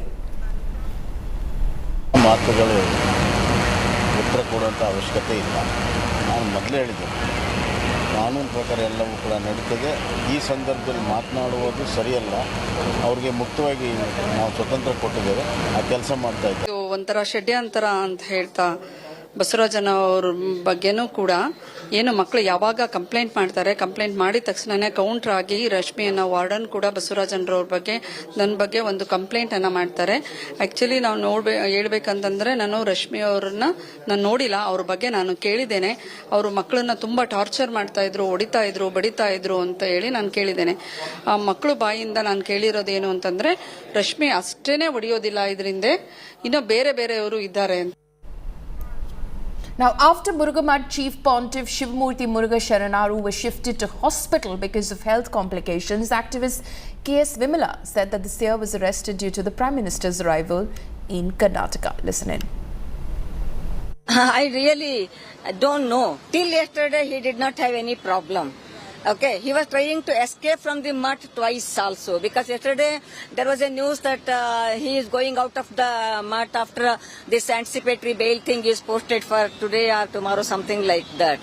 And suddenly he developed chest pain, means that is again another ploy. I really feel that. Today Prime Minister Modi is visiting to Karnataka, so just to save the face of the government, they must have done it. So late night they have taken him to custody. ಏನಂತ ಹೇಳಿದರೆ ನಾವು ಭಾರಿ ಎಚ್ಚರಿಕೆಯಿಂದ ಮಾತಾಡಬೇಕಾಗಿದೆ. ಮುರುಘಾ ಶ್ರೀಗಳ ಬಂಧನ ಒಂದು ಗೆಲುವಿನ ಪ್ರಶ್ನೆ ಅಲ್ಲ, ಇದು ಅವಮಾನದ ಪ್ರಶ್ನೆ. ಮಕ್ಕಳನ್ನು ವಂಚಿಸಿದವರ ಬಂಧನ, ಅದು ಬಿಟ್ಟು ಮತ್ತೇನೂ ಅಲ್ಲ. ಈಗ ಅದಕ್ಕಿಂತ ಮುಖ್ಯವಾಗಿ ಅಷ್ಟೊಂದು ನಂಬಿಕೆಯನ್ನು ಡ್ಯಾಮೇಜ್ ಮಾಡಿದಂಥ ಪ್ರಕ್ರಿಯೆ, ಸಾವಿರಾರು ಜನ, ಲಕ್ಷಾಂತರ ಜನರ ಭಕ್ತರ ಮನಸ್ಸುಗಳನ್ನು ಡ್ಯಾಮೇಜ್ ಮಾಡಿದಂಥ ಒಂದು ಪ್ರಕ್ರಿಯೆ ಇದು. ಇದರಿಂದ ನಾವು ತುಂಬ ನಿನ್ನೆ ಅರೆಸ್ಟ್ ಆಗಿದೆ ಸರ್ ಫೈನಲಿ. ಪೊಲೀಸರು ಏನಾದ್ರು ರಿಮಾಂಡ್ ಕೇಳ್ತಾರಾ ಸರ್, ಕಸ್ಟಡಿ ತಗೊಳಕ್ಕೆ, ಇನ್ವೆಸ್ಟಿಗೇಷನ್ ಮಾಡಕ್ಕೆ ಸರ್, ಕ್ವೆಶ್ಚನ್ ಮಾಡಕ್ಕೆ? ಹೇಳಿದ್ದಾರೆ ಜುಡಿಷಿಯಲ್ ಕಸ್ಟಡಿ ಕೊಟ್ಟಿದ್ದಾರೆ ಅಂತ ಹೇಳಿ ಬರ್ತಾ ಇದೆ. ಹೌದು ಸರ್, ನಾನು ನೋಡಿ ಹೇಳ್ತೀನಿ, ಸ್ವಲ್ಪ ಹೊತ್ತು ಅಪ್ಡೇಟ್ ತಗೊಂಡು ಹೇಳ್ತೀನಿ ತಮಗೆ. ಸರ್ ಆಮೇಲೆ ಸೆಕ್ಯೂರಿಟಿ ಎಷ್ಟು ಡಿಪ್ಲಾಯ್ ಮಾಡಿದ್ರೆ ಸರ್ ಚಿತ್ರದುರ್ಗ ಜಿಲ್ಲೆಯಲ್ಲಿ ಸರ್? ಸಾಕಷ್ಟಿದೆ, ಅಲ್ಲಿಗೆ ಏನು ಆಗ್ಬಹುದು ಅಂತ ಹೇಳಿ ಯೋಚನೆ ಮಾಡಿ ಅದನ್ನೆಲ್ಲೂ ಜಿಲ್ಲೆಯಲ್ಲಿ ಡಿಪ್ಲಾಯ್ ಮಾಡಿದ್ದಾರೆ. ಯಾರು ಕಾನೂನು ಕೈಗೆ ತಗೊಂಡಿದ್ದ ರೀತಿಯಲ್ಲಿ ನಿಭಾಯಿಸ್ಲಿಕ್ಕೆ ಬೇಕಾದಂತ ಎಲ್ಲ ಸೆಕ್ಯೂರಿಟಿಯನ್ನು ಕೊಟ್ಟಾಗ. ಅಲ್ಲ, ಸುತ್ತಮುತ್ತ ಜಿಲ್ಲೆಗಳಿಂದ ಎಕ್ಸ್ಟ್ರಾ ಫೋರ್ಸ್ ಏನಾದ್ರು ಕರ್ಸಿದೀರಾ ಸರ್? ಸ್ವಲ್ಪ ಮಟ್ಟಿಗೆ ಅಕ್ಕಪಕ್ಕದಿಂದ ಕರೆಸಿದ್ದಾರೆ. ಓಕೆ. ಚಿತ್ರದುರ್ಗ ರಾಪಿಡ್ ಆಕ್ಷನ್ ಜಿಲ್ಲೆಯಲ್ಲಿರುವ KSRP, DAR, ರೆಗ್ಯುಲರ್ ಪೊಲೀಸ್ ಎಲ್ಲವನ್ನು ಕೂಡ ಡ್ರಾ ಮಾಡಿದೆ. ಎಲ್ಲ ಪೊಲೀಸ್ ಸ್ಟೇಷನ್ ಅಲರ್ಟ್ ಆಗಿರ್ಲಿಕ್ಕೆ ಹೇಳಿ ಸರ್. ಆಮೇಲೆ ಸೆಕ್ಷನ್ 144 ಅಂದ್ರೆ ಹಾಕೊಂತೀರಾ ಸರ್? ಚಿಂತನೆ ಮಾಡ್ತಿದ್ದೀರಾ? ಅಲ್ಲಿ ಜಿಲ್ಲಾಡಳಿತ ನಿಶ್ಚಯ ಮಾಡಬೇಕು. ನಾವು ಇಲ್ಲಿಂದ ಏನು ಅವರಿಗೆ ಡೈರೆಕ್ಷನ್ ಕೊಡಲ್ಲ. ಪರಿಸ್ಥಿತಿಗೆ ಅನುಗುಣವಾಗಿ ಅವ್ರು ಮಾಡ್ತಾರೆ. ಸರ್ ಕೊನೆಯದಾಗಿ ಭಕ್ತಾದಿಗಳೆಲ್ಲರೂ ಒಂದ್ ಸ್ವಲ್ಪ ಪ್ರೊಟೆಸ್ಟ್ ಮಾಡಬಹುದು ಅಂತ ಇನ್ಫಾರ್ಮೇಶನ್ ಇದೆ ಜಿಲ್ಲೆಯಲ್ಲಿ. ಅದಕ್ಕೆ ಬೇಕಾಗಿದ್ದ ತಯಾರಿ ಸರ್? ಖಂಡಿತವಾಗಿ ಅದು ನಿರೀಕ್ಷೆ ಮಾಡಿ ಅದಕ್ಕೆ ಬೇಕಾದಂತ ಬಂದೋಬಸ್ತನ್ನ ಮಾಡಲಾಗಿದೆ. ಸರ್ ಪೊಲೀಸ್ ಅವ್ರಿಗೆ ಫುಲ್ ಫ್ರೀ ಹ್ಯಾಂಡ್ ಕೊಟ್ಟಿದ್ರೆ ಸರ್, ಇನ್ನು ಮುಂದೆನೂ ಅದ್ರ ಬಗ್ಗೆ ಅನುಮಾನವೇ ಬೇಡ. ಈ ಕೇಸಿನ ಆರಂಭದಿಂದಲೂ ಕೂಡ ಫ್ರೀ ಹ್ಯಾಂಡ್ ಕೊಟ್ಟಿದ್ದೀವಿ. ಕಾನೂನು ಕಾಯ್ದೆಯ ಪ್ರಕಾರ ಅವರು ಕ್ರಮ ತಗೊಳ್ತಾ ಇದ್ದಾರೆ.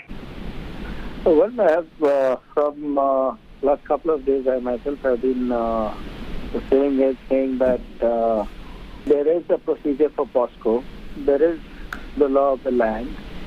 Why is it different for different people? This should have, the delay reflects very poorly on the government, on how fast the investigation is going on. The government was, looks like it was keen to protect its own image rather than give out justice to anybody. My colleague Sagai Raj is now joining me live from the Chitradurga District Hospital, where the seer is at the moment after having complained of chest pain. He's undergoing some medical tests at the hospital as we speak. Sagai, is the police going to go ahead and seek 14 days remand as was planned earlier now? That things have changed now that he's in hospital and they're mulling whether he should be shifted to a bigger facility in Bengaluru. Absolutely. Once we get the medical reports from the senior doctors in Chitradurga's government hospital, the police as well as the doctors will take a call whether he will continue his treatment over here or he'll be shifted to a different hospital, because there are 3 districts adjoining to Chitradurga. One is Bengaluru and the other is Davangere and Shivamogga, and all these 3 places have bigger facilities and as well as a hospital which can treat heart patients, and which has been specialized in that. So ultimately the doctors will take a call whether they will have enough facility to treat them or it should be shifted to a different hospital. Okay, Sagai, what about the other accused? Can you update us on the status of the other accused in the case?